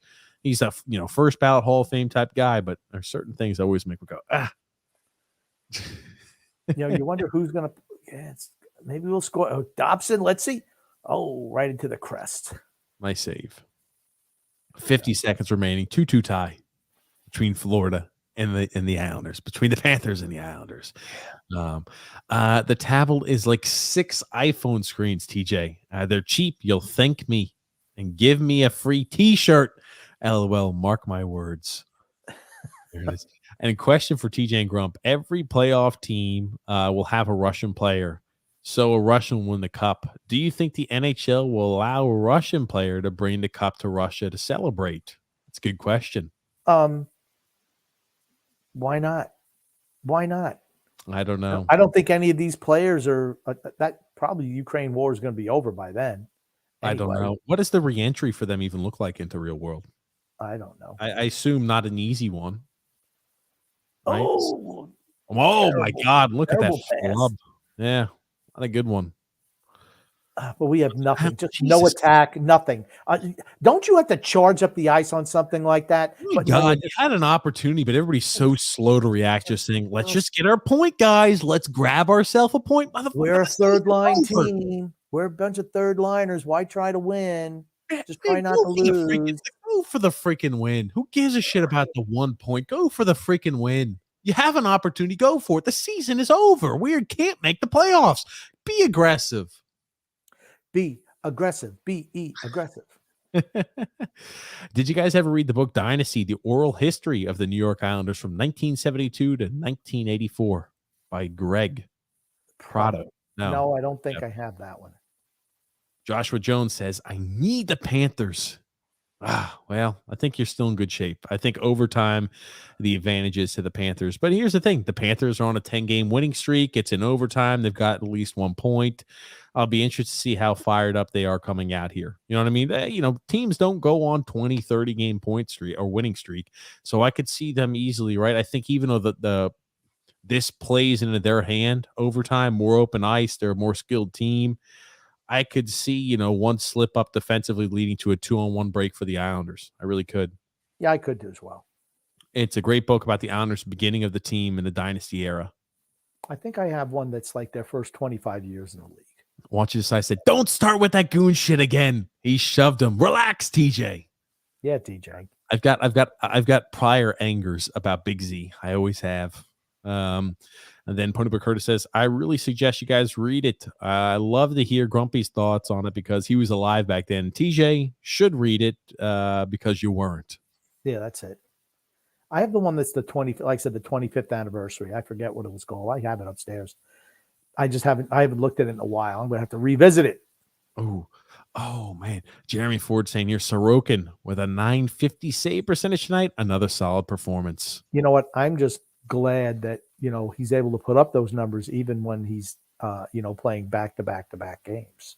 Oh, well, Phil, that can happen, Phil. He doesn't play well when he does back-to-back games. Seems like the more he plays, the better he looks. That just looks like it to me. Paulo C said, TJ, your Red Wings beat Tampa 4-3. And Tampa had Vasilevsky in net. There it is. Vasilevsky. Frank saying, I think it's cool that it's, a 2-2 game. It's a sign for Mike Bossy. My heart feels good about this overtime, guys. And what a saying, Croc Nelson in overtime. All-star Brock Nelson puts it in the net. He's not an all-star. He's never been an all-star. Look at the overtime records. The Panthers are 11-2. The Islanders 1-3. I mean, you just look at the way the styles they play. It's 3-on-3 hockey. They like that.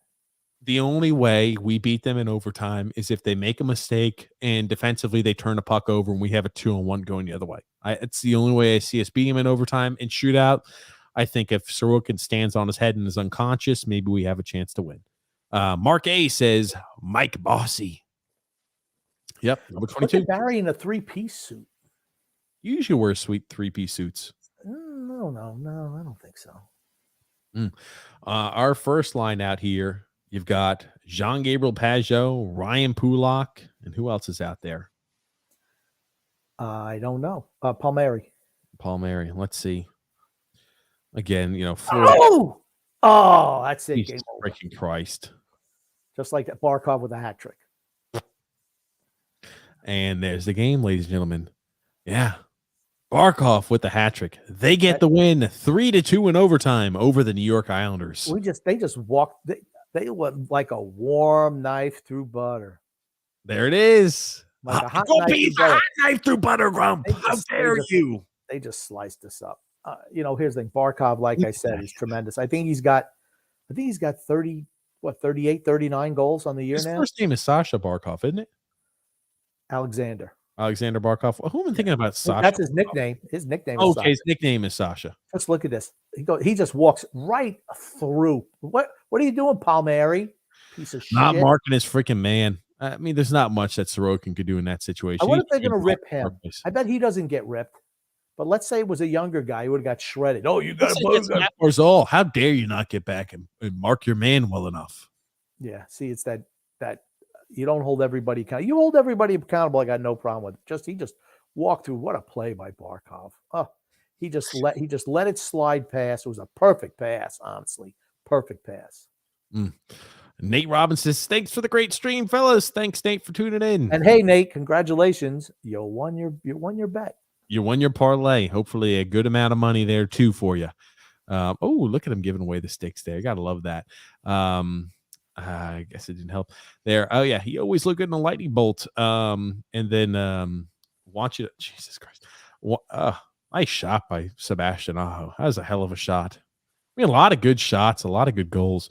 Want you to decide, says here. The Islanders lost, but Ross Johnston didn't fight. I'm confused, Phil. Yeah, Phil. Here's the thing. They played a playoff team and they got beat. That's the way it is. It's happening. Like I said, we were dominated. And the fact that we even got a point is kudos to us because we were dominated today by Florida. Dominated. They're better than we are. Palmieri and Jean-Gabriel Pageau, question marks. Yeah. Well, hey, they're favorites. And then let's go Panthers, says Gangsta GG. Great loss by the Islanders. Yes. Well, here's the thing. I wish they would have lost in regulation because now we have need these extra consolation points. That's for certain. Thank you, Panthers. Josh O. Jones also won his parlay there. Nick D says, see you guys on Thursday. We'll see you Wednesday. We're coming at you with the Islanders podcast on Wednesday, but you can also catch us on TJ and the Grumpy Old Man, a general sports podcast where we talk all things sports. Have a great time while doing so. That happens every single Thursday, 9 p.m. Eastern Standard Time, and every single Sunday, 8 p.m. Eastern Standard Time. We'll also be covering the NFL Draft live. So that could be found on TJ. Next Thursday. It's a featured channel on our YouTube page, or it could be found in the link in the description below. Greg Frost said, I feel bad for Sorokin playing for a team coached by Shrek. Oh, God. You stupid donkey. Oh, man. Frank saying that's one of the top 3 teams in the league or top 5 teams in the league. Yeah, they're second best team in the league right now. They're fantastic, the Florida Panthers. Actually, they're tied with Colorado right now with the same amount of games played. Oh, really? Yep. After tonight. I mean, they're a fantastic team. Here's the thing. We were dominated, but in the same token, the winning streak occasionally starts to wear on a team. I mean, I thought Florida showed spurts. I don't think Florida was overly impressive tonight. They look better than us. There's no doubt about that. But I just don't think they're great defensively. I mean, you see a lot of games. I think they won a 9-7 game recently. I mean, you got in the playoffs, you're going to have to play better defensively. I just don't think they're buttoned up enough defensively. I think Tampa would give them problems. I just don't know if they're ready to win the cup yet. But they're fun to watch. Absolutely, they're fun to watch. Gangsta GG said, I like the podcast, fam. A Panthers fan. Well, thanks, Gangsta. We appreciate it. Hey, listen to us. Listen to TJ and the Grumpy Old Man show. That's a more freewheeling. We talk about everything in the world of sports. I guarantee you're going to like that one, Gangsta. Absolutely. Gangsta. Lou R says here, Stevie Wonder saw that play developing in overtime. Yeah, I just wish that Kyle Palmieri had done it. Yeah, my gosh. Colorado has 300 goals. I almost hit the floor. They're good. God. They can score. And actually, I think they're a better defensive team than Florida right now. Frank saying, the podcast is great. Thanks, Frank. Welcome, new guys. Thanks, Frank. We appreciate it. And Gangsta Gigi says, the Panthers have more goals than 300. Jesus Christ. 317. My God. My God. Yeah, they're good. They're good. It would it not be a shame if both Florida and Colorado don't match up in the finals? You know that the NHL would love to see Florida and Colorado. They'd love to see games that are 7-6, 9-8. They'd love that. Yeah, well, for certain they would. It's just tough. I don't know if it could happen. You wonder. Barkov is the best two-way center in the game right now. I think Florida's got better goaltending. I don't really know how much I trust Colorado's netminders. Yeah, but I think that Colorado is a better defensive team. Not by a whole lot, but a little bit. It'd be fun to watch. Tell me that's something you wouldn't want to see. Hey, as impartial observers, how would you not want to see that? You talk about, right, you're fun hockey to watch. I think the league would love it. And instead of these games that are 1-0 or 2-1 and go, possibly 3 overtimes, you're going to have a high, boom, score. People on the edge of their seat all game long. I tell you, that is always the best. Yeah. And then Frank does remind, that's right, I forgot to always say this, hit the thumbs up to help out the two generals. Thanks, Frank, always reminding us. Flumpy Scump says Scump is back. Jesus Christ, Scump. Brandon Gaines says he predicts the St. Louis Blues versus Tampa. St. Louis is playing really well. Do you think Tampa can really make it back to another finals? I absolutely think they can make it back to another finals. They can play defense. They know what it takes to win in the playoffs. That's a lot of things that these younger teams, or like a Florida, like a Carolina, they haven't had that play of success. Sometimes you have to lose a little bit to learn what it takes to be a winner. So what do you make of all the BS about, the teams that play all late into the playoffs every single year don't have enough to keep up the year after? It's just too much. It's too demanding. It sounds like another excuse that teams use when they lose. Oh, my goodness. Oh, man. Gangsta GG says, yeah, Colorado against Florida. It'd be a hell of a series to watch. That's for sure. I don't think it's going to happen. I just think that teams who play a little bit better defense against fans. Is it Go ahead. Sorry. I honestly think that St. Louis and Tampa Bay is really a good choice. That's not a matchup that would surprise me. Maybe it's this kid Mateo. He says, damn, Grump, let me drink your net sweat. What in the God's name? How the hell have the comments gone to this? Hulk Ralph community says, Big Al and the boys say hi. Oh, God. You know what that was? You know what, Big Al? Is that from the other guys? Or Nasty Mike or whatever, something like that. I try to remember what the hell it's from. That's right. Maybe thinking about the Panthers, but the Panthers have let up, so little goals, even crazier. I'll root for them over others. Yeah, I mean, I just wish people would support them by going to their games. God almighty. Look at these freaking comments. Grump. My big meaty claws. My God, I don't know who that is. I know it's got to be one of the regular listeners. I don't know who it is. Maybe it's somebody new who's just trolling you. No, they always do this every once in a while. Web on tap says, yes. Oh, yeah, I tell you. But damn, Jesus, my God. The Mets sweep. Oh, wow. Must have beat the Giants then. Beat them back to back. God almighty. You know what? I don't know who it is. It's like a group of 3 or 4 people is what it must be. Colorado will win the cup. Don't forget it. I said it here first. My God. Well, we'll see. Did they learn from last year? Oh, my God, yeah. Ariel C says here, Bavillier needs to go. I know he's young, but he's been awful this year, and he's the new Bailey, to be honest. He's better than Bailey. I'm sorry. He's better than Bailey. Now, here's the thing. In the right deal, I'm willing to move him. It has to be the right deal. I'm not moving him for a guy who's 30, but for a guy who's younger, like in a Chikrin deal, Absolutely. I'd be willing to move him as part of that deal. Villiers turns it over a decent amount, doesn't shoot and passes out. So frustrating. Well, like I said, that's what the coach wants him to do, though. Yeah. Yep. Well, man, Grumpy, we're towards the tail end of the show. What do you want to say before we wrap things up today? I just want to say love and laughter to everyone who listens and even those who don't, from TJ and the Grumpy Old Man. Thanks, everybody, for tuning in to the Islanders live game coverage of the Islanders against the Florida Panthers. Resulted in an overtime loss for the Islanders and an overtime victory for the Florida Panthers. For those new here, we welcome you to stick around a while. We invite you to subscribe on YouTube, to like on Facebook, and follow on Twitter. We'll be going live tomorrow at 8 p.m. Eastern Standard Time to talk all things Islanders.